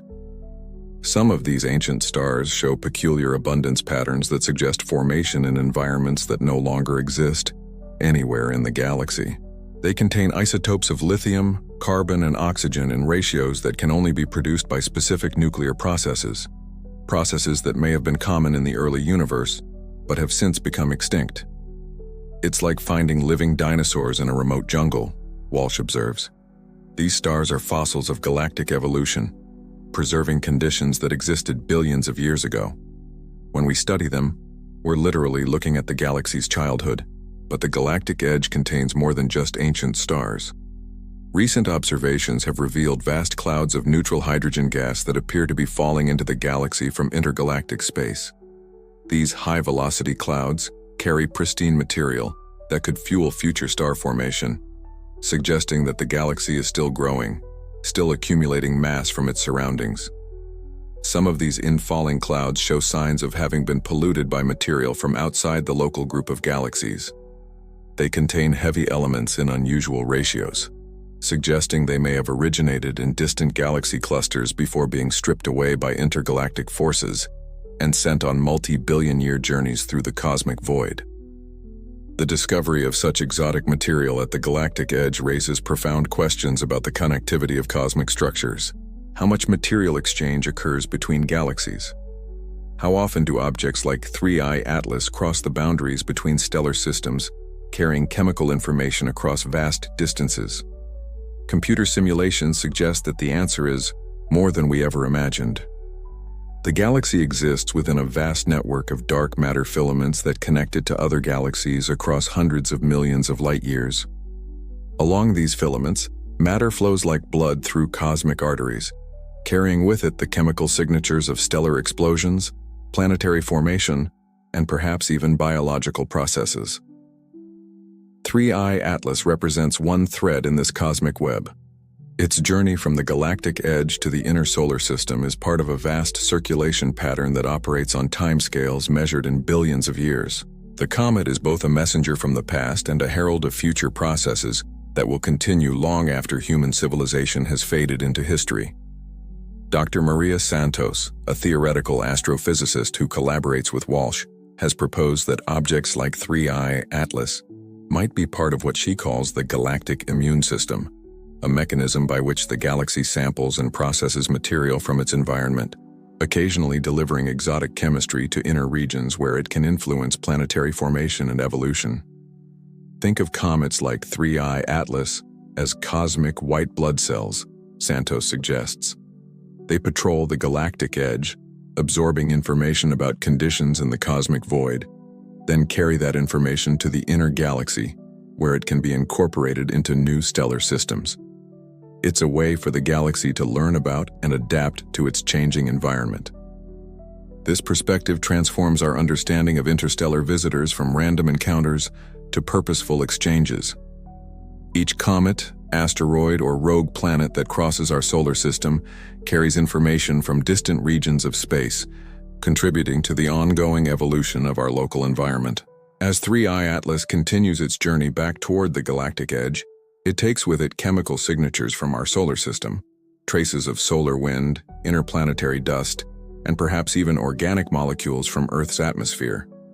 In some distant future epoch, these signatures might provide clues about the conditions that existed in our region of space during the early 21st century. The edge of the galaxy is not an ending, but a beginning. The boundary where known processes give way to unexplored possibilities, where the familiar structures of stellar civilization fade into the ancient wilderness of dark matter and primordial chemistry. It is the frontier where the galaxy's past and future converge, where ancient wanderers like 3I Atlas begin their journeys toward unimaginable destinations in space and time. Tonight, as we track 3I Atlas through our telescopes, we are not just observing a comet, we are witnessing a conversation between the galactic edge and the galactic center, a dialogue written in ice and stone that has been ongoing for billions of years and will continue for billions more. We are eavesdropping on the galaxy's dreams, its memories, its plans for futures we cannot even imagine. In the quantum foam of the early universe 13 billion years ago, tiny fluctuations in density began to grow under the influence of gravity.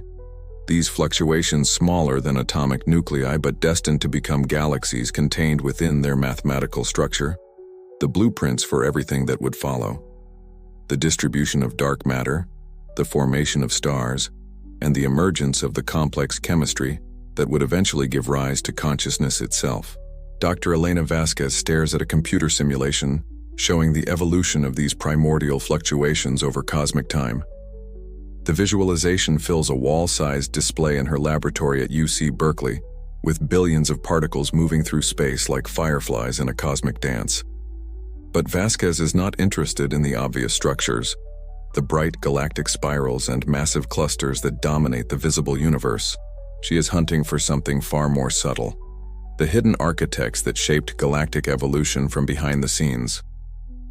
The visible universe is just the tip of the iceberg, Vasquez explains to her research team. What we see with our telescopes, stars, galaxies, nebulae, represents less than 5% of all matter and energy. The rest is dark matter and dark energy, and we're only beginning to understand how these invisible components have shaped cosmic evolution. Recent observations of 3I Atlas have provided unprecedented insights into these hidden architectural processes. The comet's trajectory suggests it spent billions of years in regions of space dominated by dark matter substructures. invisible clumps and filaments that created complex gravitational environments in the galaxy's outer reaches. But Vasquez suspects these dark matter structures did more than just influence orbital mechanics. Her research suggests they may have played a crucial role in the formation and preservation of the organic chemistry that 3I Atlas carries within its frozen core. The key insight came from studying the comet's isotopic ratios in conjunction with computer models of early galactic evolution. The specific mix of heavy elements in 3I Atlas could only have formed under very particular conditions that required not just stellar explosions and shockwaves, but also the gravitational influence of massive dark matter concentrations. Dark matter doesn't just create structure, Vasquez explains. It creates environments. Different dark matter configurations produce different conditions for star formation, different patterns of stellar evolution, different outcomes for planetary system formation. 3I Atlas appears to have formed in a dark matter environment that no longer exists anywhere in the modern galaxy. Computer simulations of the early Milky Way reveal a cosmos far more dynamic and creative than the sedate galaxy we observe today. 10 billion years ago, dark matter halos were smaller and more numerous. They merged frequently, creating temporary environments where gravitational focusing could concentrate heavy elements into regions of active chemistry. In these ephemeral laboratories, the universe experimented with molecular complexity on scales that dwarf anything in the modern galaxy. Massive dark matter concentrations created pressure cookers where organic chemistry could evolve under conditions of temperature and density that would be impossible to achieve in the dispersed environments of contemporary space. Some of these experiments produced the precursors to life itself. Complex organic molecules, amino acids, and even primitive self-replicating systems may have emerged in the gravitational focus points created by dark matter architecture. When these structures eventually dispersed, they scattered their chemical products throughout the galaxy in the form of comets, asteroids, and interstellar dust. Dr. James Chen, a specialist in computational cosmology who collaborates with Vasquez, has identified specific types of dark matter substructures that could have created the conditions necessary for 3I Atlas's formation. We call them chemical accelerators, Chen explains. They're temporary configurations of dark matter that create ideal conditions for complex chemistry, then disperse once their job is done. These chemical accelerators may have been the galaxy's first attempt at creating biological complexity. Long before planets existed to provide stable environments for evolution, dark matter structures were creating cosmic laboratories where the molecular ingredients of life could form and evolve. The implications are staggering. If dark matter architecture played a crucial role in the development of organic chemistry, then the emergence of life may be far more common in the universe than previously thought. Every galaxy contains vast networks of dark matter substructures, each potentially capable of creating the chemical precursors necessary for biological evolution. But the hidden architects worked on larger scales as well. Recent observations have revealed that dark matter filaments connect galaxies across hundreds of millions of light years, creating a cosmic web that facilitates the exchange of matter and energy between distant regions of space. 3I Atlas may be traveling along one of these filaments, following a path that was established when the universe was just a fraction of its current age. We're beginning to realize that the universe is far more connected than we ever imagined, notes Dr. Sarah Kim, who studies large-scale structure formation. Objects like 3I Atlas don't just wander randomly through space. They follow paths that were established by the cosmic web, traveling along invisible highways that connect distant regions of the universe. This connectivity has profound implications for the spread of life throughout the cosmos. If organic molecules and even biological material can travel along dark matter filaments, then life that emerges in one galaxy could potentially seed biological evolution in distant galaxies across cosmic time. The concept of cosmic panspermia takes on new meaning in this context. Life may not just spread within individual galaxies through the exchange of comets and asteroids. It may spread between galaxies through the vast network of dark matter filaments that connects all structures in the observable universe. 3I Atlas, with its ancient organic chemistry, and its trajectory along a probable dark matter stream may be part of this cosmic biological network. The comet could be carrying not just the chemical ingredients of life, but actual biological information, genetic codes, evolutionary memories, perhaps even dormant organisms that could seed new biological experiments in whatever stellar system it next encounters. As Vasquez contemplates these possibilities, she realizes that 3I Atlas has fundamentally changed our understanding of cosmic evolution. The comet is not just a visitor from the past, it is evidence of architectural processes that have been operating throughout cosmic history, shaping the development of chemistry, biology, and consciousness on scales we are only beginning to comprehend. The hidden architects continue their work today in regions of space too distant and too dark for human observation. They are building the structures that will shape the universe's future, creating the environments where the next generation of chemical and biological complexity will emerge. And occasionally, just occasionally, they send us messengers like 3I Atlas to remind us that we are part of a cosmic story far grander and more interconnected than we ever dared imagine. 11 billion years ago, in a region of space that would someday mark the boundary between the Milky Way's thick and thin disks, a star named Kepler 7834 was dying. The star had been beautiful once, a blue giant 20 times more massive than our Sun, burning through its nuclear fuel with the fierce intensity that characterizes the galaxy's most luminous objects.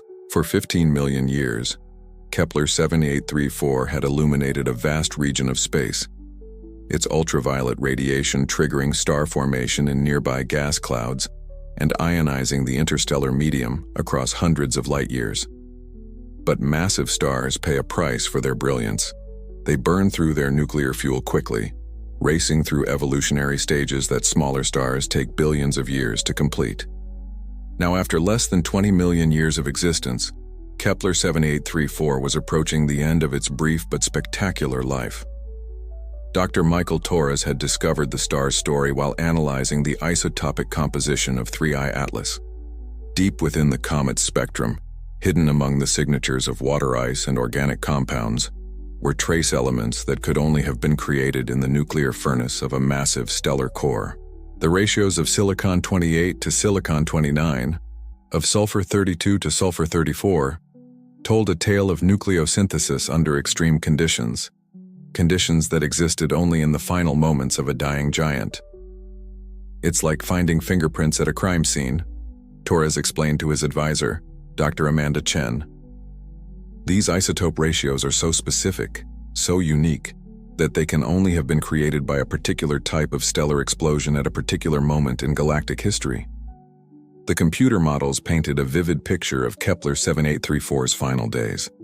As the star's core temperature reached 100 million degrees, silicon began fusing into iron in a runaway nuclear reaction. But iron is the ultimate nuclear poison. It cannot fuse further to release energy. Instead, it accumulates in the stellar core, like ash in a fireplace, growing denser and more unstable with each passing hour. For Kepler 7834, the end came suddenly. When the iron core reached a critical mass, about 1.4 times the mass of our Sun, it could no longer support itself against gravity. In less than a second, the core collapsed from the size of Earth to a sphere just 20 kilometers across, releasing more energy in that brief moment than the star had produced during its entire 15 million year lifetime. The shock wave from the core collapse raced outward at 30,000 kilometers per second, tearing through the star's outer layers and hurling them into space. In the violence of that explosion, nuclei that had been forged in the stellar core were scattered across light years of space, mixing with the primordial hydrogen and helium of the interstellar medium. But this was not just destruction.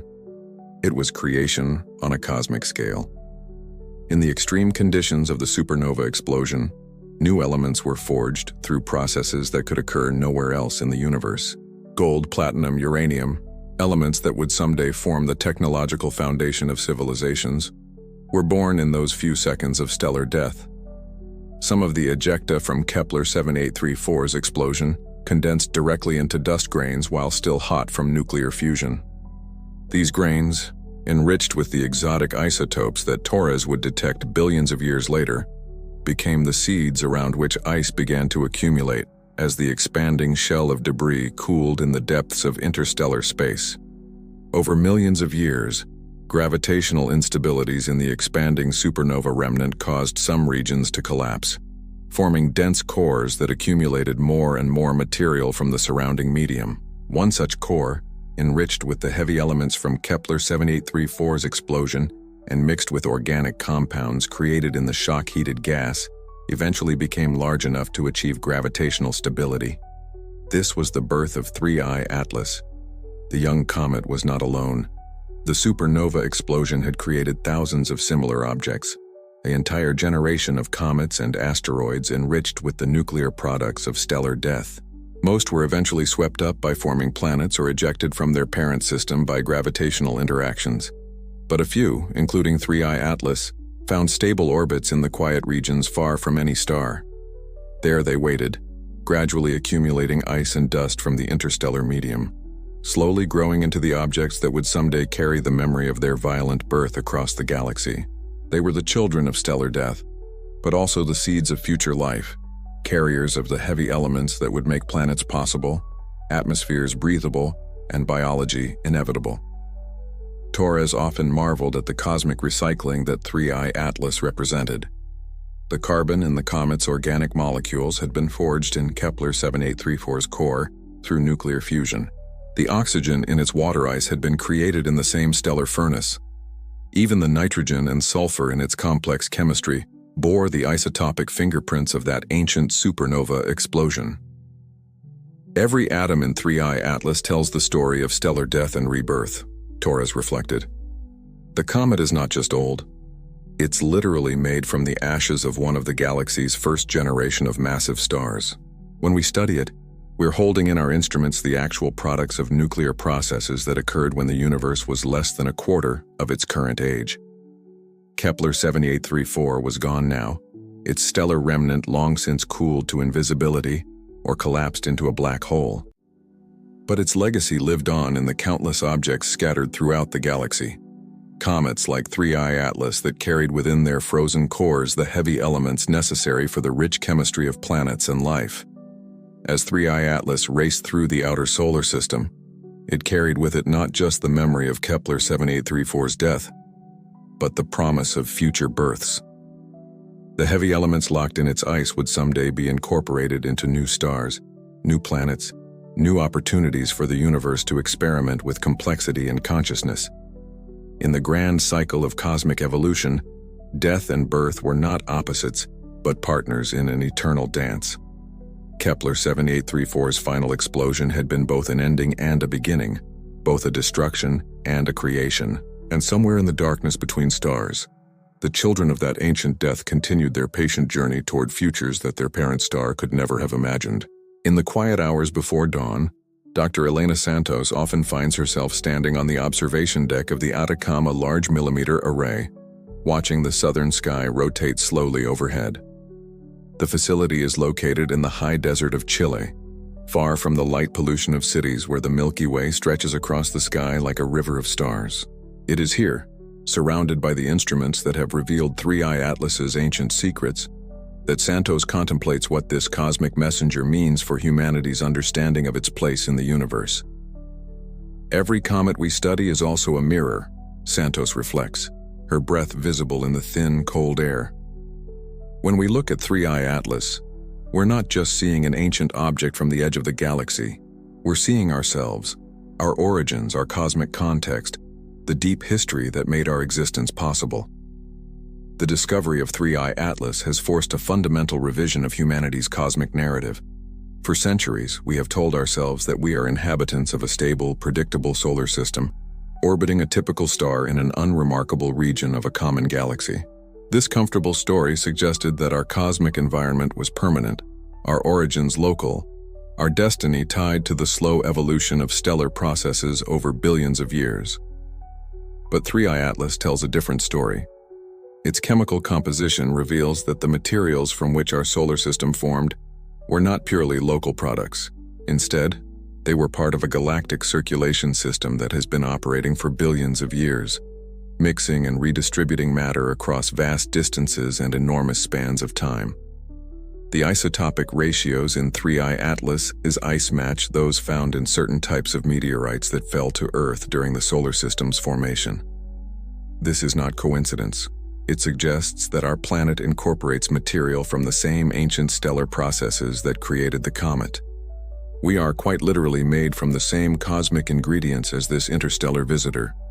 Dr. James Wright, a cosmochemist who has been studying 3I Atlas since its discovery, puts it more directly. The atoms in your body and the atoms in this ancient comet were forged in the same stellar furnaces, scattered by the same supernova explosions, and mixed in the same interstellar processes. 3I Atlas is not just visiting our solar system, it's coming home. This realization transforms our understanding of Earth's relationship to the broader galaxy. Our planet is not an isolated island of chemistry and biology, but a participant in galactic-scale processes that connect us to the most distant regions of space and the deepest epochs of time. The water we drink, the air we breathe, the carbon in our DNA, all of it has been cycling through the galaxy for billions of years, occasionally condensing into planets and life, then returning to space to begin the cycle anew. But 3I Atlas carries more than just familiar chemistry. Its organic compounds include molecules that are similar to, but not identical to, those found on Earth. These almost biological molecules suggest that the galaxy has been experimenting with organic chemistry for far longer than life has existed on our planet. Dr. Patricia Williams, the astrobiologist studying 3I Atlas's organic content, describes these molecules as evolutionary might-have-beens. They represent paths that biological chemistry could have taken but didn't, she explains. They show us that the universe contains far more possibilities for complexity than we've realized, and that life as we know it is just one of many possible outcomes from galactic chemical evolution. This perspective fundamentally changes how we think about the search for extraterrestrial life. If the galaxy has been conducting chemical experiments for 10 billion years, creating complex organic molecules in environments far removed from planetary surfaces, then the ingredients for biology may be far more widespread than we ever imagined. More provocatively, the discovery of 3I Atlas raises questions about the uniqueness of Earth's biological evolution. If similar organic chemistry has been occurring throughout the galaxy for billions of years, then life may have emerged multiple times in multiple locations, possibly following similar pathways, but arriving at different solutions to the challenges of complexity and consciousness. The comet's age also provides a sobering perspective on the timescales of cosmic evolution. 3I Atlas has been traveling through space for twice as long as Earth has existed. It was already ancient when our solar system formed, already carrying within its frozen core the chemical memories of stellar processes that occurred when the universe was young. This deep time perspective challenges human assumptions about permanence and progress. Civilizations may rise and fall, species may evolve and go extinct, planets may form and be destroyed, but the universe continues its patient work of mixing and redistributing matter, creating new opportunities for complexity and consciousness to emerge. Dr. Carl Martinez, a philosopher of science who has been following the 3I Atlas research, sees profound implications for human self-understanding. This comet forces us to confront the fact that we are not permanent, not central, not even particularly special from a cosmic perspective, he observes. But paradoxically, this realization makes us more special, not less. We are the universe's way of understanding itself, consciousness emerging from cosmic evolution to contemplate its own origins. The organic molecules in 3I Atlas suggest that the raw materials for consciousness, complex chemistry capable of information processing and self-organization, may be abundant throughout the galaxy. If so, then intelligence and awareness may be natural outcomes of cosmic evolution, not unlikely accidents confined to rare planets around unusual stars. This possibility carries both comfort and responsibility. If consciousness is a natural product of galactic evolution, then we are not alone in the universe, but we are also not exempt from the cycles of cosmic change that have shaped everything from comets to civilizations throughout the galaxy's history. As Santos watches the stars wheel overhead, she realizes that 3I Atlas has delivered more than just scientific data. It has delivered a new creation myth for the scientific age, a story that connects human consciousness to the deepest processes of cosmic evolution, that places our planet within the context of galactic chemistry and biology, and that suggests our ultimate destiny may be to participate in the universe's ongoing experiment with complexity and awareness. In the end, Santos reflects, 3i Atlas reminds us that we are not observers of the universe. We are participants. The same processes that created this ancient comet also created us. We are not separate from cosmic evolution. We are its latest expression, its newest experiment, its most recent attempt to understand itself. The comet continues its journey back toward interstellar space, carrying with it traces of our solar system's chemistry to mix with the galactic medium. In some distant future, those traces may contribute to the formation of new stars, new planets, new opportunities for the universe to contemplate its own existence. The cycle continues, and we are part of it. In the vast darkness between Vega and Altair, roughly 17 light-years from Earth, a rogue planet drifts in eternal night. This world, perhaps once as warm and blue as Earth, was ejected from its home system billions of years ago by gravitational violence. It has been wandering the interstellar void ever since, its surface frozen, its atmosphere collapsed, its history forgotten by all but the universe itself. Dr. Maria Santos has spent her career cataloging these cosmic outcasts. From her office at the European Southern Observatory in Chile, she maintains databases of free-floating planets, ejected comets, and orphaned asteroids, objects that have been cast out from their birth systems to wander the galaxy alone. We used to think that stable stellar systems like ours were the norm, Santos explains, gesturing toward a wall-sized display showing the distribution of known rogue objects in our galactic neighborhood. But the more we look, the more we realize that ejection is actually quite common. The galaxy is full of refugees from gravitational catastrophes. Recent estimates suggest that there may be more rogue planets drifting through interstellar space than there are planets orbiting stars. These orphaned worlds are the remnants of violent stellar encounters, the debris from planetary system formation, the casualties of cosmic evolution. They represent a hidden population of objects that outnumber the familiar planets of stable stellar systems. 3i Atlas is part of this vast diaspora. Like billions of other objects scattered throughout the galaxy, it was torn from its birthplace by forces beyond its control and set on a journey that has lasted longer than the existence of our solar system. But unlike most orphaned objects, 3i Atlas has survived its exile with its structure intact, its chemical memory preserved, its story still readable to those who know how to listen. The comet's survival is remarkable when considered against the harsh realities of interstellar space. Objects ejected from stellar systems face a gauntlet of destructive forces: cosmic rays that slowly erode their surfaces, gravitational perturbations that can tear them apart, collisions with interstellar dust and gas that gradually wear them down. Most ejected objects are destroyed within their first billion years of interstellar travel, yet 3i Atlas has endured for 10 billion years, maintaining its basic structure and composition throughout a journey that has carried it across vast regions of the galaxy. This longevity suggests that certain regions of interstellar space are more benign than others, cosmic sanctuaries where orphaned objects can survive for enormous periods of time. Dr. Jennifer Walsh, who studies the galactic environment of rogue objects, has identified several factors that contribute to long-term survival in interstellar space. The key is to avoid the dangerous neighborhoods, she explains. Objects that stay in the galactic halo or the quiet regions between spiral arms can survive much longer than those that venture into the disk, where stellar encounters and supernovae are common.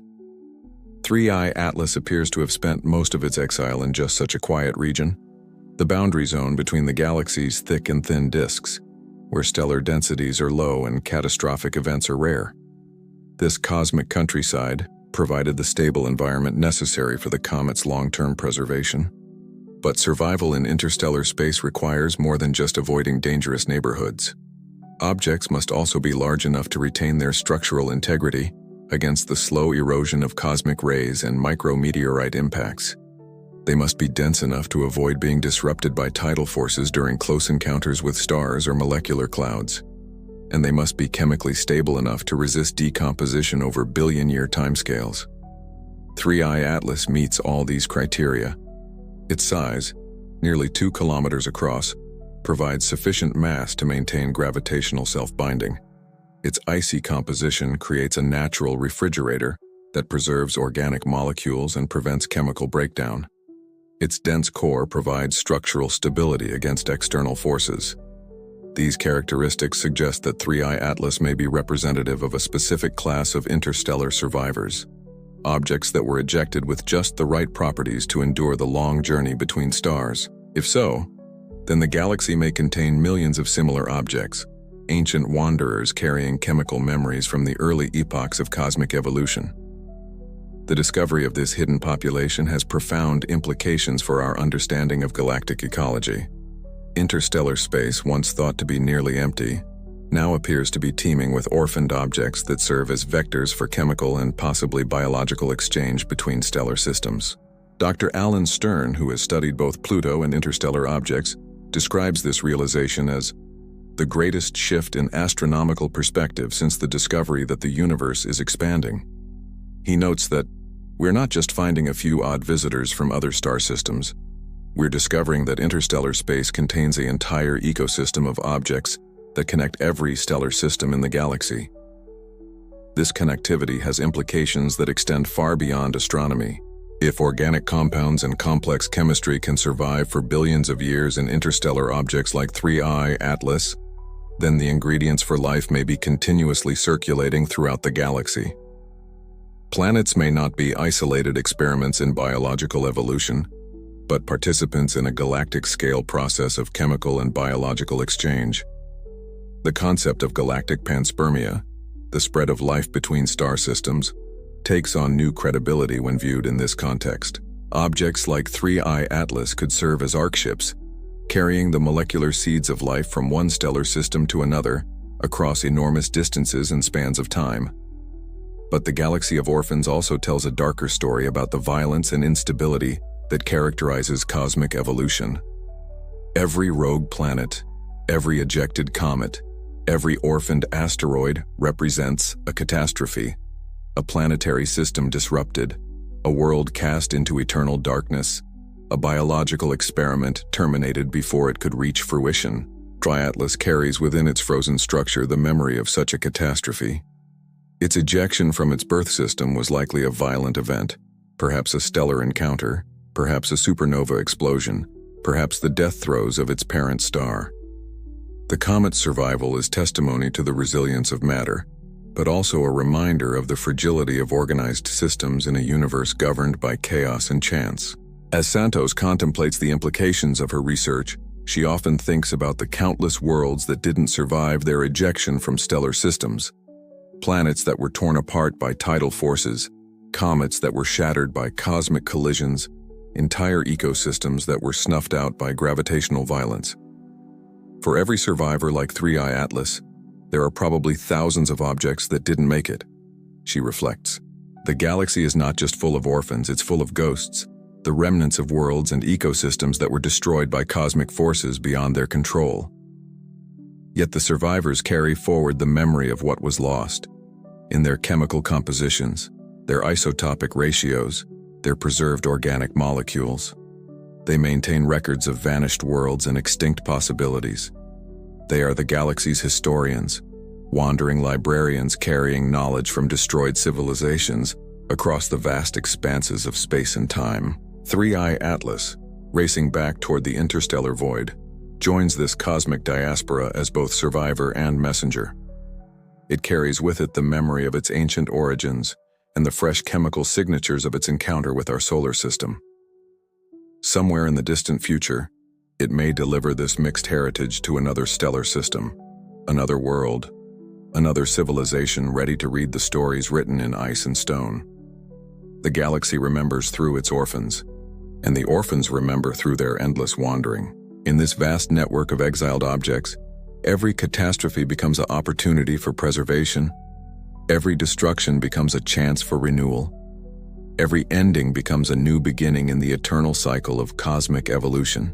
At 210,000 kilometers per hour, 3I Atlas races through the outer solar system faster than any human-made object has ever traveled. This is the speed of deep time itself, the velocity at which ancient memories traverse the galaxy, carrying stories from epochs when the universe was young and stars burned brighter in skies that no human eyes will ever see. Dr. Michael Chen stands in the control room of the James Webb Space Telescope, watching real-time data stream from the comet as it approaches its closest point to the Sun. Each data packet represents another fragment of information extracted from an object that has been traveling at this incredible speed since before Earth existed. The numbers on his screen, spectrographic lines, photometric measurements, trajectory calculations, are the pulse of deep time itself. Speed is just distance divided by time, Chen explains to his graduate student, Lisa Park. But when the distance is measured in galactic scales and the time is measured in billions of years, speed becomes something transcendent. 3I Atlas is not just moving through space, it's moving through the history of the universe itself. The comet's velocity tells its own story. Objects don't achieve such speeds accidentally. The 210,000 kilometers per hour that carries 3I Atlas through our solar system was imparted to it billions of years ago, likely during its ejection from its birth system. That original gravitational kick has been carrying the comet across the galaxy ever since, barely diminished by the drag of interstellar dust and the gentle tug of passing stars. To achieve this velocity, 3I Atlas must have experienced what astronomers call a gravitational slingshot event of extraordinary magnitude. Perhaps its parent star went supernova, or perhaps it encountered a massive black hole, or perhaps it was caught in the gravitational maelstrom of a stellar collision. Whatever the mechanism, it was violent enough to accelerate a 2-kilometer-wide chunk of ice and rock to velocities that dwarf anything in our local cosmic neighborhood. But the comet's speed is remarkable for another reason. It has remained nearly constant for 10 billion years. While planets orbit their stars in elliptical paths, speeding up and slowing down as they approach and recede from their gravitational anchors, 3I Atlas has maintained its velocity through pure inertia, gliding through the near vacuum of interstellar space, with almost no forces acting to change its motion. This constancy makes 3I Atlas a nearly perfect timekeeper, a cosmic chronometer that has been running for longer than our solar system has existed. By measuring its current position and velocity, astronomers can calculate backward through time with extraordinary precision, tracing the comet's path through billions of years of galactic evolution. The calculations reveal a journey of mind-bending scope. Over the past 10 billion years, 3I Atlas has traveled roughly 21 trillion kilometers, a distance so vast that light, the fastest thing in the universe, would take more than 2,000 years to cover it. The comet has crossed and recrossed the galaxy multiple times, witnessed the birth and death of countless stars, and passed through regions of space that human telescopes have never observed. Dr. Sarah Kim, who specializes in orbital mechanics, has created a computer visualization of 3I Atlas's probable journey through galactic space. The animation shows the comet's path as a thin line threading through the complex three-dimensional structure of the Milky Way, weaving between spiral arms, diving through the galactic plane, and occasionally venturing into the sparse regions of the galactic halo. What strikes me most about this visualization, Kim notes, is how the galaxy itself has changed during 3I Atlas's journey. The spiral arms have rotated dozens of times. Entire stellar populations have been born, evolved, and died. The galaxy that 3I Atlas left 10 billion years ago is not the same galaxy it's visiting today. Yet the comet has served as a constant thread connecting these different epochs of galactic evolution. Its chemical composition preserves information from the early galaxy, while its trajectory carries it through the modern galaxy's evolved structure. It is a moving bridge between cosmic past and present, a messenger that has personally witnessed the transformation of our local universe. The speed of 3I Atlas also determines the brevity of its visit to our solar system. Moving at 210,000 kilometers per hour, the comet will spend less than 2 years within the range of our best telescopes. For an object that has been traveling for 10 billion years, this represents a vanishingly small fraction of its journey, less than 0.0002% of its total travel time. This fleeting encounter emphasizes the extraordinary coincidence of 3I Atlas Its arrival during the brief span of human technological civilization. The comet began its journey toward our solar system long before Earth existed, yet it arrives precisely during the few centuries when human technology has evolved to the point where we can recognize its significance and decode its chemical messages.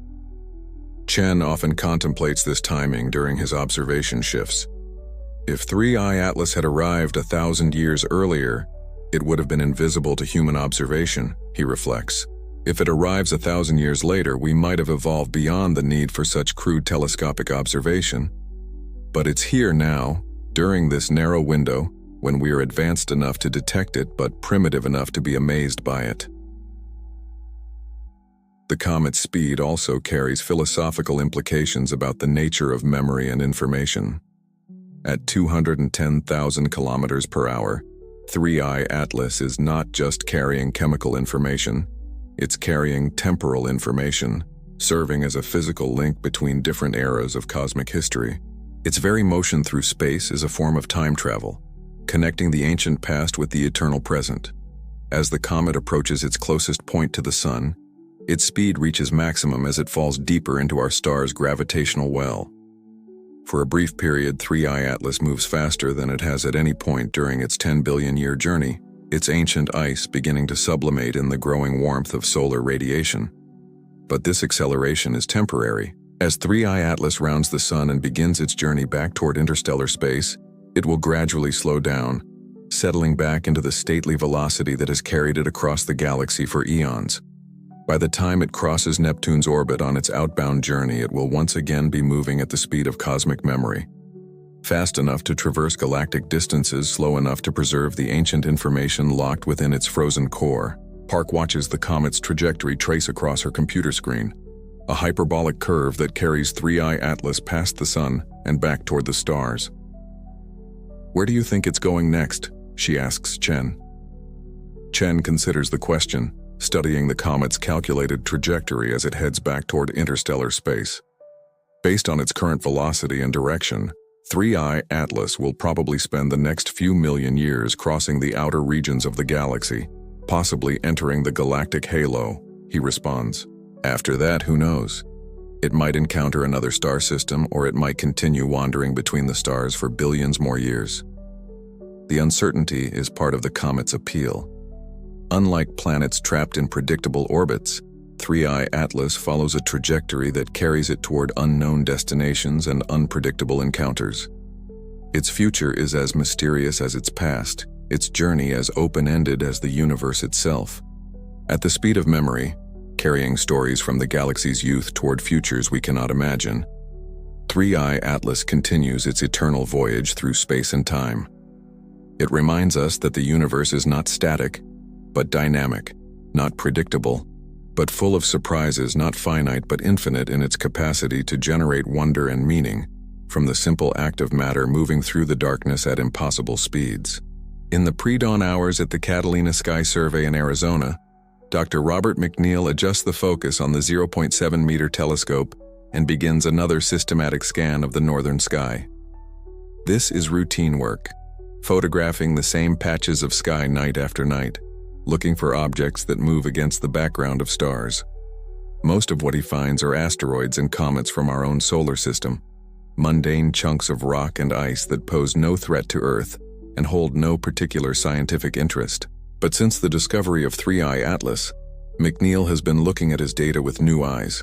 If one ancient interstellar visitor could cross our solar system, carrying chemical memories from the galaxy's youth, then perhaps others have made similar journeys.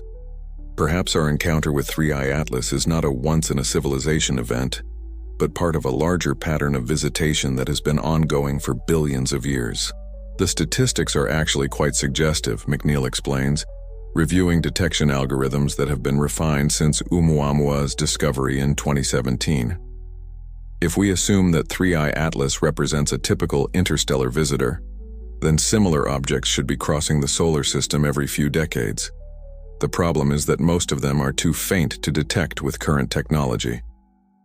This realization has sparked what astronomers call the dark fleet hypothesis, the idea that interstellar space may be populated with numerous ancient objects like 3I Atlas, most of which pass through stellar systems undetected due to their small-sized dark surfaces or unfavorable viewing geometry. Dr. Elena Rodriguez, who has been modeling the population dynamics of interstellar objects, estimates that for every comet like 3I Atlas that we detect, there may be hundreds or thousands that escape notice. We're seeing the tip of an iceberg, she notes. The ocean of interstellar space may be full of ancient wanderers, and we're only just beginning to develop the technology necessary to detect them. Recent improvements in telescope sensitivity and automated detection algorithms have begun to reveal hints of this hidden population. Over the past 5 years, astronomers have identified several dozen objects with orbital characteristics that suggest possible interstellar origin. Most turned out to be long-period comets from the outer reaches of our own solar system, but a few remain tantalizingly ambiguous, objects whose trajectories don't quite match any known solar system population. One such object, designated 2023 CX1, was detected by the Linear Survey as it crossed the orbit of Jupiter. Initial observations suggested it might be an interstellar visitor, but follow-up studies revealed isotopic ratios consistent with solar system formation. Yet subtle anomalies in its spectrum hinted at a more complex history. Perhaps it was a solar system comet that had been contaminated by interstellar material, or perhaps it was an interstellar object that had been modified by passage through our solar system. Dr. Amelia Chen, who led the spectroscopic analysis of 2023 CX1, describes it as a chimera, an object that seems to straddle the boundary between interstellar and solar system chemistry. Such hybrid objects may be more common than pure interstellar visitors like 3I Atlas, representing a population of objects that have spent time in both environments. The possibility of hybrid chemistry has profound implications for understanding how material exchanges between stellar systems. If objects can acquire chemical signatures from multiple environments during their journeys through space, then the boundaries between stellar systems may be more porous than previously thought. Computer simulations by Dr. James Park suggest that such porosity is not only possible but inevitable. His models show that objects ejected from stellar systems don't simply disappear into interstellar space. They become part of a vast reservoir of material that slowly circulates throughout the galaxy, occasionally being captured or perturbed by stellar systems they encounter. Think of it as galactic weather, Park explains. Just as Earth's atmosphere circulates water vapor around the planet, the galaxy circulates solid objects around its disk and halo. Stellar systems are like islands in this circulation pattern, sometimes capturing material from the interstellar medium, sometimes contributing material to it. This galactic circulation system may explain some of the anomalous objects detected in our solar system. Is outer reaches. The hypothetical Planet 9, if it exists, could be a captured interstellar object, a rogue planet that was gravitationally trapped by the Sun during a close encounter millions of years ago. Similarly, some of the unusual objects in the Kuiper Belt may be visitors from other stellar systems that were captured during the early epochs of solar system formation. The implications extend beyond individual objects to entire populations. If stellar systems regularly exchange material through gravitational capture and ejection, then the chemical composition of planetary systems throughout the galaxy may be more homogeneous than theoretical models predict. Elements forged in supernovae billions of years ago might be distributed throughout the galaxy, not just by stellar winds and interstellar mixing, but by the physical transport of objects like 3I Atlas. Dr. Sarah Martinez, an astrobiologist studying the implications of interstellar material exchange, sees profound consequences for the development and distribution of life throughout the galaxy. If organic compounds and complex chemistry can survive interstellar transport, as 3I Atlas demonstrates, then the ingredients for life may be continuously circulating throughout the galaxy, she notes. This would make biological evolution a galactic-scale process rather than a purely local phenomenon. The possibility becomes even more intriguing when applied to actual biological material. Recent studies of extremophile organisms have shown that some forms of life can survive in the harsh conditions of space for extended periods. If such organisms can survive the multi-million-year journeys typical of interstellar objects, then life itself might spread throughout the galaxy via physical transport. 3I Atlas, with its complex organic chemistry and ancient age, represents a potential test case for this hypothesis. Deep within its frozen core, preserved in ice that has remained solid for billions of years, there may be more than just organic molecules. There may be actual biological material, dormant microorganisms, genetic information, or self-replicating molecular systems that could seed biological evolution in whatever stellar system the comet next encounters. Dr. Lisa Wang, a molecular biologist collaborating with the 3I Atlas research team, has proposed drilling into the comet's core to search for preserved biological material. It's a long shot, she admits, but if life emerged in the early galaxy and spread through interstellar transport, then ancient objects like 3I Atlas would be the most likely places to find evidence. Such a discovery would revolutionize our understanding of life's distribution throughout the universe.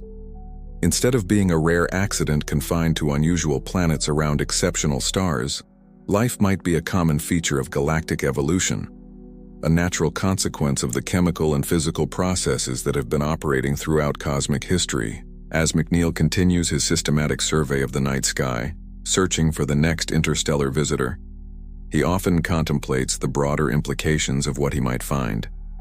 Each new detection adds another piece to the puzzle of galactic connectivity, another clue about the processes that link stellar systems across vast distances and enormous spans of time.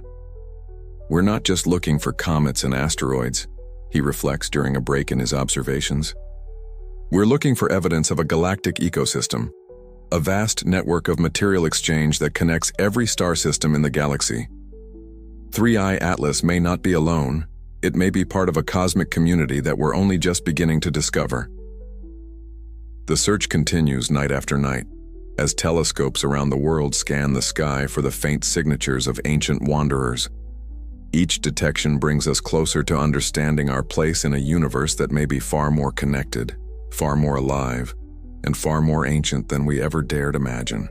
In the circular chamber of the Griffith Observatory in Los Angeles, beneath the dome where countless visitors have gazed up at artificial stars, Dr. Maria Gonzalez presents her latest findings about 3I Atlas to an unusual audience.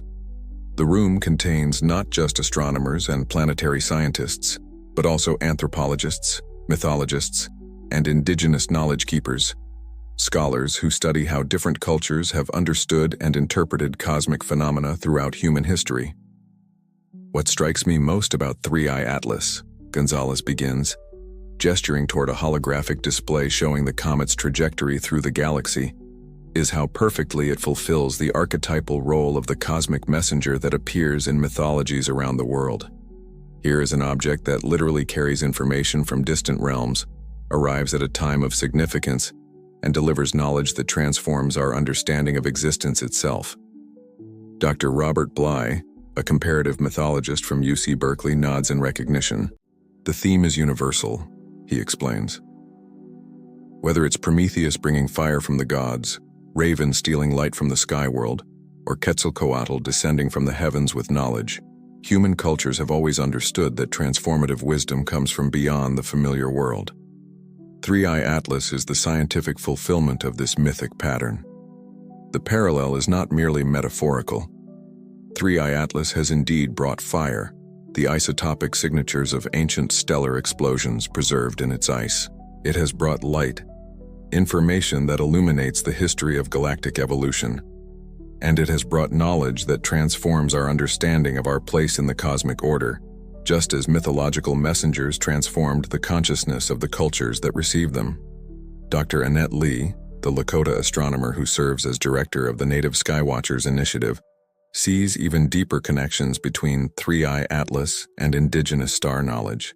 In Lakota tradition, we speak of the white buffalo calf woman who came from the Star Nation to bring sacred knowledge to our people, she explains.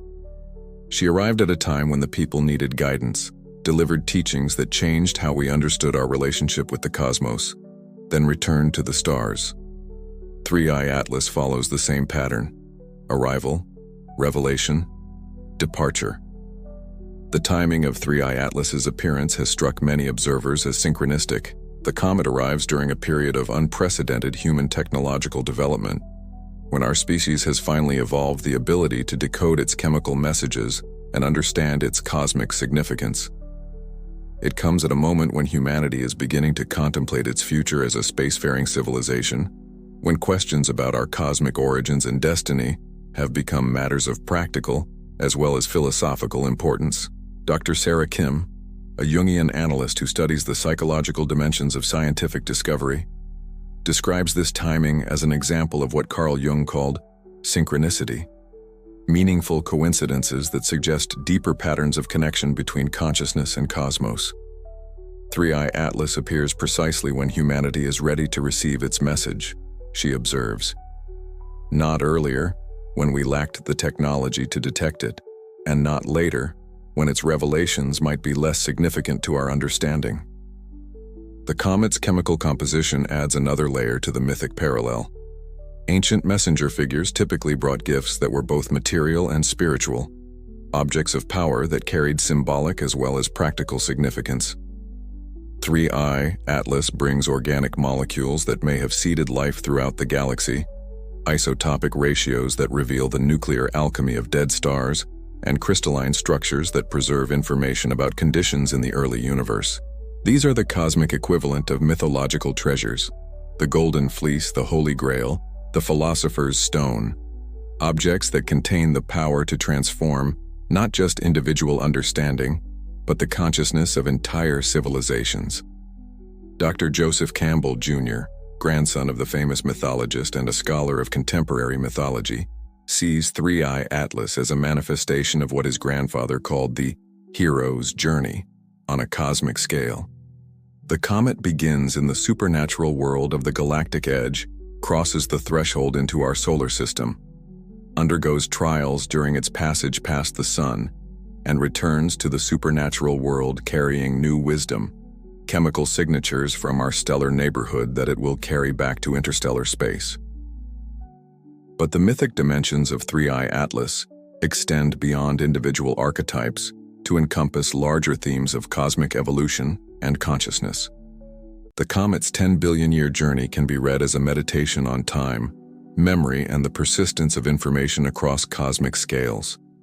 It embodies the principle that nothing in the universe is truly lost, that matter and energy are conserved, that information is preserved, that the cosmos itself serves as a vast memory system. Dr. Elena Santos, who has been studying 3I Atlas since its discovery, often reflects on the mythic dimensions of her scientific work. When I analyze the comet's spectrum, I feel like I'm reading sacred texts written in the language of physics, she explains. Each spectral line tells a story about cosmic processes that operate on scales of space and time that dwarf human experience. It's humbling and transcendent at the same time. This sense of the sacred in scientific discovery reflects a deeper truth about the relationship between myth and science. Both are human attempts to understand the cosmos and our place within it. Both seek to identify patterns that connect the known to the unknown, the familiar to the mysterious, the individual to the universal. Ancient mythologies expressed these patterns in the language of story, symbol, and metaphor. Modern science expresses them in the language of mathematics, chemistry, and physics, but the underlying patterns are often remarkably similar: the cosmic journey, the transformation through trial, the return with wisdom, the connection between earthly and celestial realms. 3I Atlas demonstrates that these mythic patterns are not merely human projections onto an indifferent cosmos, but expressions of actual processes that operate throughout the universe. The comet's journey from the galactic edge to the inner solar system recapitulates the hero's journey on a cosmic scale. Its chemical composition reveals the alchemical transformations that occur in stellar cores. Its preservation of ancient information embodies the principle of cosmic memory. Dr. Mircea Eliade Jr., a scholar of religious studies following in his father's footsteps, suggests that 3I Atlas represents what he calls a hierophany, a manifestation of the sacred within the natural world. The comet is simultaneously a physical object subject to the laws of physics and a symbol of cosmic processes that transcend ordinary human experience, he explains. It bridges the gap between the material and the spiritual, the scientific and the mythic. As the scientific study of 3I Atlas continues, researchers are finding that their work increasingly resembles the interpretive practices of mythologists and theologians. They are reading symbols written in isotopic ratios, deciphering narratives encoded in crystalline structures, and contemplating the cosmic significance of organic molecules that may carry the seeds of life. In the end, reflects Gonzalez as her presentation concludes, 3I Atlas reminds us that science and myth are not opposites but different languages for expressing the same fundamental human impulse, the desire to understand our place in a cosmos that is both vast and intimate, ancient and eternal, mysterious and meaningful. The comet continues its journey back toward interstellar space, carrying with it not just the chemical signatures of our solar system, but also the human stories and meanings that we have projected onto its ancient form. It returns to the cosmic dark not as a mere chunk of ice and rock, but as a symbol of humanity, his ongoing quest to find meaning and connection in the infinite expanse of space and time. Brother Thomas of Canterbury adjusts his crude brass astrolabe and peers up at the night sky from the tower of his monastery. The year is 1456, and a great comet, what future generations will call Halley's Comet, blazes across the constellation Ursa Major like the sword of an angry god. The monks have been praying for weeks, convinced that this celestial visitor heralds the end of times. But Thomas feels something different as he watches the comet's stately progression among the stars. 567 years later, Dr. Jennifer Walsh adjusts the focus on the James Webb Space Telescope and peers into the spectrum of 3I Atlas. The readouts on her screen show absorption lines that speak of water ice, organic molecules, and isotopic ratios that predate the formation of the solar system. She has been studying this ancient visitor for months, analyzing its chemical composition with instruments that Brother Thomas could never have imagined. Yet as she contemplates the comet's 10 billion-year journey through space, she feels something remarkably similar to what the medieval monk experienced centuries ago. The connection between these two moments, separated by centuries of technological progress but united by the human impulse to understand the cosmos, began forming in Walsh's mind during one of her late-night observation sessions. She had been working alone in the telescope control room, analyzing the latest spectroscopic data from 3I Atlas, when she suddenly realized that she was asking the same fundamental questions that humans have always asked when confronted with celestial visitors. Where did it come from? What does it mean? What does its appearance tell us about our place in the cosmic order? Brother Thomas, working with nothing more than his astrolabe and his naked eyes, had no way to analyze the chemical composition of Halley's Comet or trace its orbit back through time. Yet his careful observations, recorded in the monastery's chronicles, displayed the same systematic curiosity that drives modern astronomical research. He measured the comet's position night after night, noted changes in its brightness and tail development, and speculated about its origins with the intellectual tools available to him. The comet appears to move against the sphere of fixed stars, Brother Thomas wrote in his journal, preserved now in the British Library. Its tail points always away from the sun, as if blown by celestial winds. I begin to suspect that this visitor follows natural laws, though laws we do not yet comprehend. Walsh discovered Brother Thomas's journal while researching the historical record of cometary observations for a paper on the cultural impact of 3I Atlas. Reading the monk's careful descriptions of Halley's Comet, she was struck by the precision of his observations and the sophistication of his reasoning. Working with medieval instruments and geocentric cosmology, Brother Thomas had nevertheless identified key characteristics of cometary behavior that would not be fully explained until Newton's era. More than that, he had articulated questions that remained central to astronomical research 5 centuries later. What forces shaped the comet's motion? What was the relationship between celestial events and earthly affairs? How should humans respond to encounters with the cosmic unknown? These questions resonated with Walsh's own research into 3I Atlas. Like Brother Thomas, she was confronting a celestial visitor that challenged existing understanding and demanded new ways of thinking about humanity's cosmic context. Like the medieval monk, She was using the best available tools to extract information from an object that had traveled across vast distances to reach Earth's neighborhood. But the parallel went deeper than methodology. Both Walsh and Brother Thomas were confronting the existential implications of their observations. For the monk, Halley's Comet raised questions about divine providence, natural law, and humanity's relationship with the celestial realm. For the astronomer, 3II Atlas raised questions about cosmic evolution, galactic connectivity, and the place of consciousness in a universe shaped by processes operating across billions of years.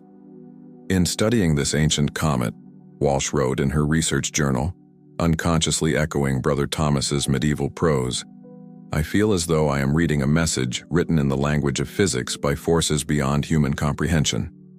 Each spectral line speaks of nuclear processes in stellar cores, of chemistry in the cold depths of interstellar space, of information preserved across cosmic time. It humbles and elevates simultaneously." The monk's journal revealed a similar sense of cosmic humility, tempered by intellectual excitement. "Though this comet may indeed herald great changes upon Earth," he wrote, "I cannot help but marvel at the divine mathematics that governs its motion. If we could but understand the laws that guide celestial bodies, we might glimpse the mind of the Creator himself." Both observers, separated by centuries but united in curiosity, had discovered what Walsh came to think of as the contemplative paradox of astronomical observation. The more they learned about cosmic phenomena, the more mysterious the universe became. Each answer generated new questions. Each discovery revealed new depths of complexity and beauty. Brother Thomas never lived to see the return of his comet in 1531, but his observations contributed to the gradual accumulation of knowledge that would eventually allow Edmund Halley to calculate the comet's orbit and predict its periodicity. Similarly, Walsh's observations of 3I Atlas were part of a collective human effort to understand interstellar visitors that might not reach fruition for decades or centuries. Yet both observers found meaning in the process of observation itself, in the act of systematic attention to cosmic phenomena that transcended individual human lifespans. They were participating in a conversation that began with the first humans who looked up at the night sky and asked, "What is that?" and would continue as long as conscious beings existed to contemplate the stars. As Walsh compiled her final observations of 3I Atlas before the comet disappeared back into interstellar space, she often thought about Brother Thomas and the countless other observers who had devoted their lives to studying celestial visitors. They formed an invisible community stretching across centuries, united by curiosity and wonder, each contributing pieces to a puzzle that might never be completed, but was beautiful in its very incompleteness. On her last night of observations, as 3I Atlas faded beyond the detection limits of even the most sensitive instruments, Walsh stepped outside the telescope facility and looked up at the stars with her naked eyes as Brother Thomas had done 5 centuries earlier. The ancient comet was invisible now, racing back toward the galactic edge, but she could trace its path in her mind's eye, following its trajectory back through time to its origins in the youth of the galaxy.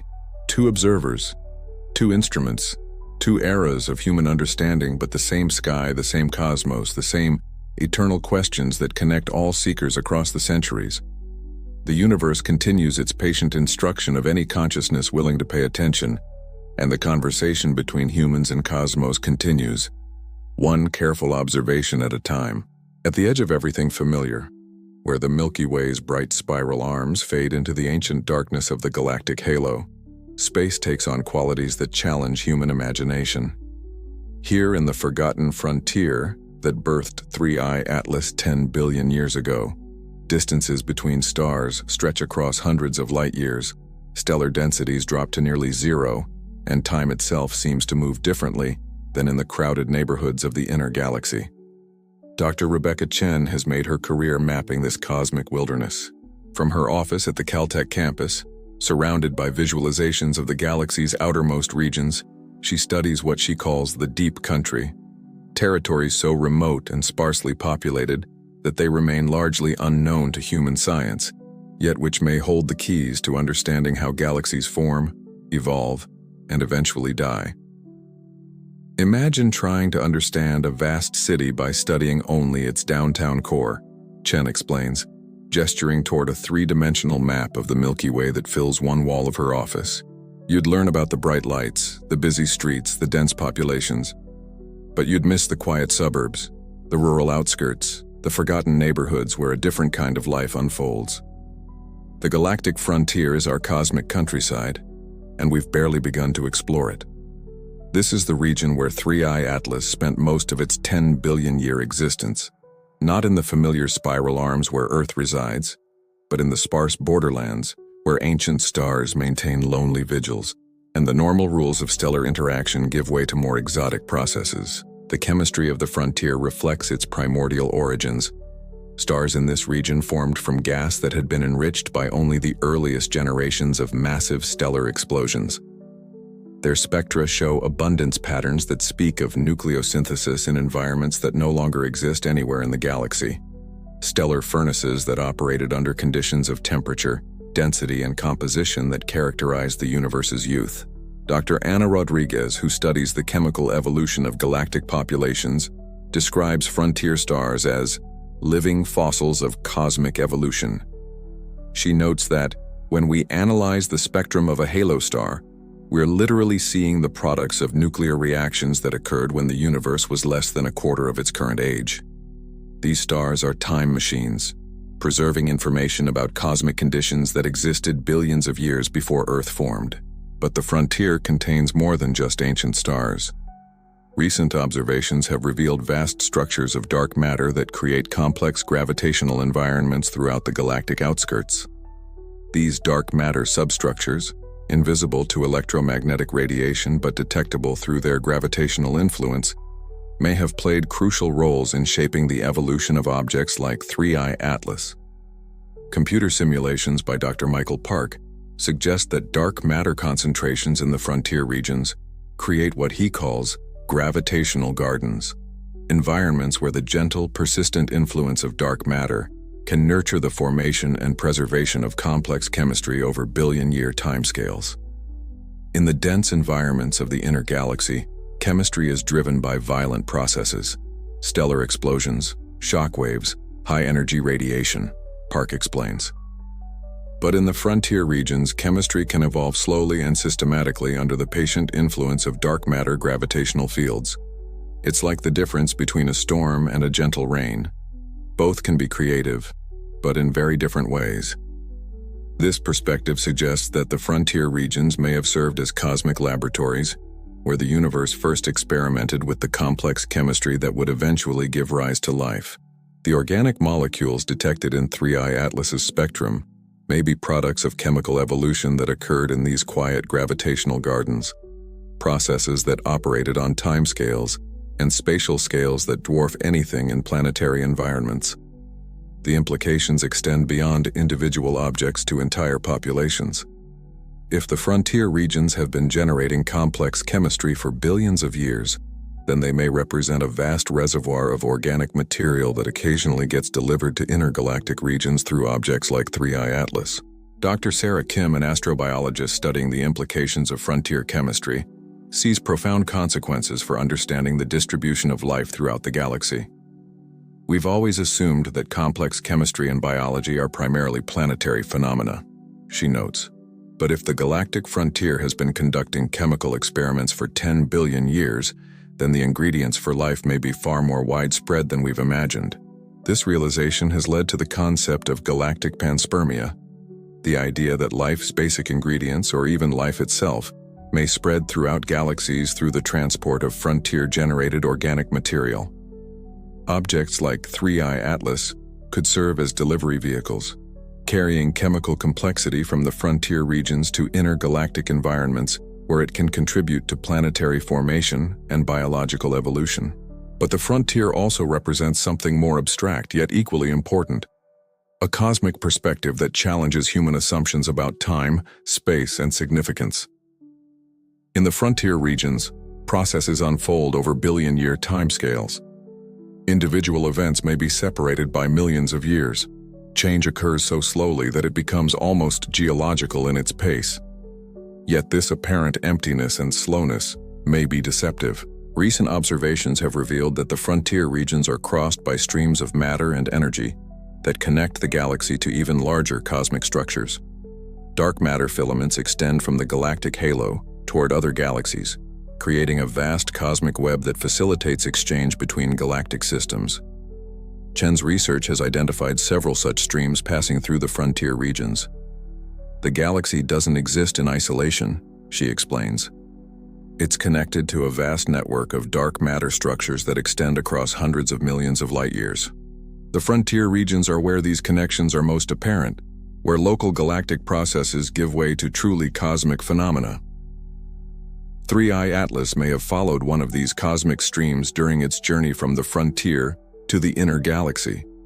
The comet's trajectory, when traced backward through time, aligns with theoretical predictions for the location of a major dark matter filament extending from the galactic halo toward the local group's center of mass. If confirmed, this would suggest that 3I Atlas is not just a messenger from the galactic frontier, but a traveler along cosmic highways that connect our galaxy to the larger universe. The comet would represent a thread in the cosmic web itself, a physical manifestation of the processes that link galactic evolution to the evolution of the universe as a whole. As 3I Atlas races back toward the frontier, it carries with it chemical signatures from the inner galaxy, traces of our solar system's composition that will be incorporated into the frontier's ongoing chemical evolution. In some distant future epoch, these signatures may contribute to the formation of new objects that will carry information about our era back toward intergalactic regions. The frontier remembers everything, Chen reflects, as she updates her maps of the galaxy's outermost regions. It preserves information across cosmic timescales, processes it through dark matter chemistry, and occasionally delivers samples back to regions where conscious observers can decode their messages. 3I Atlas is teaching us that the galaxy has a memory system, she concludes. The frontier regions serve as cosmic storage devices, preserving information about galactic evolution and occasionally delivering samples to inner regions where civilizations might be advanced enough to read them. We're not just receiving a visitor from interstellar space, we're receiving a message from the galaxy's own deep memory. The Forgotten Frontier continues its patient work, generating chemistry and preserving information in the darkness between stars. It reminds us that the universe's most important processes may occur not in the bright, familiar neighborhoods where conscious observers like humans emerge, but in the quiet, forgotten regions where time moves slowly and memory accumulates across billions of years. Jupiter looms ahead like a great russet marble suspended in the cosmic dark, its bands of ammonia clouds streaming around the planet in patterns that have remained essentially unchanged since before human civilization began. 3I Atlas approaches the giant planet from the outer solar system, its ancient ice beginning to sublimate more rapidly as it draws closer to the sun's warmth, creating a faint tail that streams behind it like a cosmic contrail, marking its passage through the realm of worlds. Dr. Elena Santos watches from the control room of the James Webb Space Telescope as the comet makes its closest approach to Jupiter. This is the beginning of the end, not just of 3I Atlas's journey through our solar system, but of humanity's brief opportunity to study an object that has traveled farther through space and time than any visitor we have ever encountered. Closest approach to Jupiter in 17 minutes, announces the mission controller, her voice steady despite the historic significance of the moment. Around the control room, screens display real-time telemetry from multiple observatories around the world and in space, all focused on capturing the final detailed observations of 3I Atlas before it disappears forever into the interstellar void. The comet's encounter with Jupiter marks a gravitational turning point. The giant planet's immense mass will accelerate 3I Atlas slightly, adding energy to its trajectory and ensuring that it achieves the velocity necessary to escape the solar system entirely. Without this final gravitational assist, the comet might have remained trapped in a long elliptical orbit, returning to the inner solar system millions of years hence. Instead, Jupiter's gravity provides the final push that will send 3I Atlas back to the stars. Santos calculates the numbers in her head as she watches the comet's trajectory curve around Jupiter. After its encounter with the giant planet, 3I Atlas will race outward at nearly 250,000 kilometers per hour, crossing Neptune's orbit within 6 months and reaching the heliopause, the boundary between the solar system and interstellar space, within 3 years. After that, it will spend the next million years crossing the local interstellar cloud, then continue its journey toward whatever cosmic destinations await in the galaxy's outer reaches. The observations during Jupiter encounter reveal 3I Atlas in unprecedented detail. As the comet approaches the giant planet, Jupiter's intense radiation environment causes changes in the comet's coma, the cloud of gas and dust that surrounds its nucleus. For the first time, astronomers can observe how the ancient chemistry preserved in 3I Atlas's ice responds to conditions different from those it has experienced during its 10 billion-year journey through space. The data are remarkable.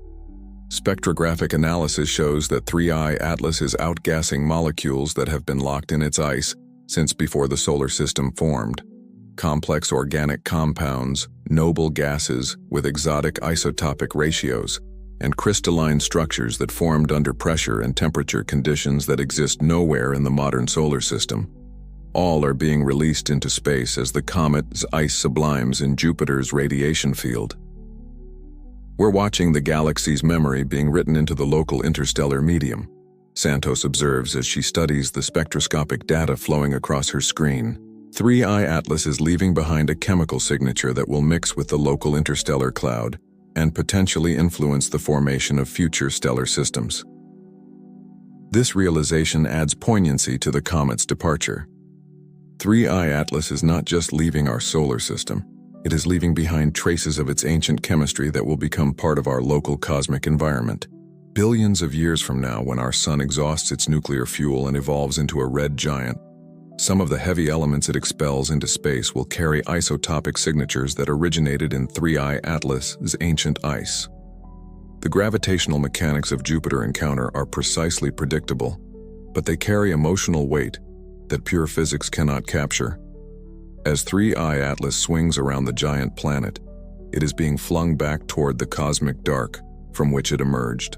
The encounter represents a cosmic farewell, a final gravitational handshake between our solar system and a visitor from the galaxy's deep past. Dr. Michael Chen, who has been tracking 3I Atlas since its discovery, reflects on the broader implications of the comet's departure. Every few million years, objects like 3I Atlas cross our solar system, carrying information from distant regions of space and time, he notes. But we've only recently developed the technology to recognize them and decode their messages. How many similar visitors have we missed? How many more will pass through before we develop even better detection capabilities? The questions underscore both the significance of 3I Atlas's visit and the limitations of human cosmic perspective. Our species has been technologically capable of detecting and studying interstellar visitors for less than a century, a vanishingly brief moment in cosmic terms. Yet during this brief window, we have encountered 3 confirmed interstellar objects: Oumuamua, Borisov, and now 3I Atlas. The statistical implications are staggering. If we can detect 3 interstellar visitors in the span of 6 years, then such objects must be crossing the solar system regularly, perhaps every few decades for objects large enough to detect with current technology, and continuously for smaller objects that escape our notice. This realization transforms our understanding of the solar system's relationship to the galaxy. We are not isolated on a cosmic island, but participants in a vast galactic ecosystem where material is continuously being exchanged between stellar systems through gravitational ejection and capture processes. As 3I Atlas completes its swing around Jupiter and begins its final acceleration toward interstellar space, observatories around the world begin shutting down their tracking programs. The comet is becoming too faint for detailed spectroscopic analysis, too distant for high-resolution imaging, too fast-moving for extended observation campaigns. Within months, 3I Atlas will fade beyond the detection limits of even our most sensitive instruments. It will become once again what it was for most of its existence, a dark, silent wanderer moving through the cosmos at speeds that dwarf human comprehension, carrying within its frozen core the chemical memories of stellar processes that occurred when the universe was young. But the comet's scientific legacy will endure long after it disappears from our telescopes. The isotopic ratios detected in its spectrum, the organic molecules identified in its coma, the trajectory calculations that traced its path back through deep time, all will become part of humanity's growing understanding of galactic evolution and our place within cosmic history. Santos takes a final image as 3I Atlas disappears behind Jupiter's bulk, temporarily occulted by the giant planet that has just provided its final gravitational boost toward interstellar space. The image shows a faint smudge of light against the star field, insignificant to casual observation, but pregnant with meaning for those who understand what they are seeing. "Goodbye, ancient wanderer," Santos whispers to the darkened control room as Jupiter moves away from the comet, revealing 3I Atlas once more as it begins its final journey back to the stars. There are moments in human history when the universe seems to hold up a mirror, and we find ourselves staring into infinity. 3I Atlas is one of those mirrors. A silent traveler from the edge of the Milky Way, older than our sun, older even than the cradle that nurtured our world. For billions of years it wandered between stars, untouched by warmth, unseen by eyes. It crossed the cold tides of interstellar space through clouds of dust and frozen memory. And yet, somehow, it found its way here, to us. But what are we really looking at when we see 3I Atlas? A rock? A relic? Or a message written in cosmic language, waiting to be read? When scientists first traced its trajectory, they realized something extraordinary. 3I Atlas didn't come from our solar system, it came from beyond. Its path curved through space with the kind of precision only interstellar origins could explain. It wasn't captured by the sun's gravity, it was merely passing through, a brief visitor from a place we'll never see with our own eyes. And yet this object carries something timeless. Information etched in its structure, clues frozen in its atomic heart. By studying it, we peer not just into another corner of the galaxy, but into the deep past. A time before our sun ignited, before Earth was even dust. Imagine holding something in your hands that predates the solar system. Imagine touching the material that once swirled through ancient galaxies before time as we measure it had meaning. That's what 3I Atlas represents. A relic of a universe still remembering its own creation. But what if this isn't just coincidence? What if the universe occasionally sends reminders like these, celestial messengers drifting across eons to spark curiosity in civilizations yet unborn? Some cultures might have called it an omen, a wandering god, or a cosmic observer. In ancient myths, such objects might have been seen as seeds of chaos or stones of prophecy. Today we see them through the lens of science, analyzing their velocity, their spectra, their composition. Yet beneath the data lies the same timeless wonder our ancestors felt when they looked up and asked, "What's out there?" Perhaps 3I Atlas is neither random nor divine. Perhaps it is simply part of a cosmic rhythm, the natural ebb and flow of matter through space and time. Every system, every sun, every world sheds pieces of itself. Some of those fragments become travelers, unanchored, wandering for billions of years. And occasionally, they meet another world, like ours, long enough to remind us that nothing in the universe is truly lost. It's humbling to realize that while we search the cosmos for meaning, the cosmos might already be offering it. Through 3I Atlas, we're not just observing an object, we're observing the persistence of existence itself. Think of it. A journey lasting longer than the age of life on Earth, crossing light years of emptiness, through silence and radiation and darkness. And yet, it endures. Maybe that's the reflection 3I Atlas offers. Endurance. The quiet resilience of the universe. The idea that even in vast loneliness, purpose can emerge, not through intention, but through survival. We often imagine ourselves as the explorers, the seekers. But perhaps in this story, we are the ones being found by a relic of a forgotten dawn, asking us to remember how small and yet how miraculous our existence is. And so when we look up at the night sky, at the streak of light that 3I Atlas once was, We are not just observing motion, we're witnessing memory. A memory older than humanity, older than life, older than the light that touches our eyes. What will future civilizations see when they look upon us? Will Earth one day send its own fragments, reminders of a world that once was, drifting among the stars, whispering to whoever listens next? Perhaps this is what the cosmos teaches best, that everything moves in cycles. Creation, destruction, rebirth. That no journey, no story, ever truly ends. It simply transforms, taking on new forms, new meanings, across unimaginable stretches of time. As 3i Atlas fades back into the void, it leaves us with questions that no telescope can answer. Questions about where we came from, about what it means to belong to a universe so vast, so ancient, so indifferent, yet somehow so connected. Maybe the real discovery is not in finding where 3i Atlas began, but in recognizing what it reveals about us, our hunger to understand, our yearning to find continuity between stars and soul. Because when something that old crosses paths with something as young as us, it feels like the universe pausing for a moment to remember itself. And perhaps through 3i Atlas, we too are invited to remember, not just our place in the cosmos, but the infinite past written in every atom of our being. But the story does not end here.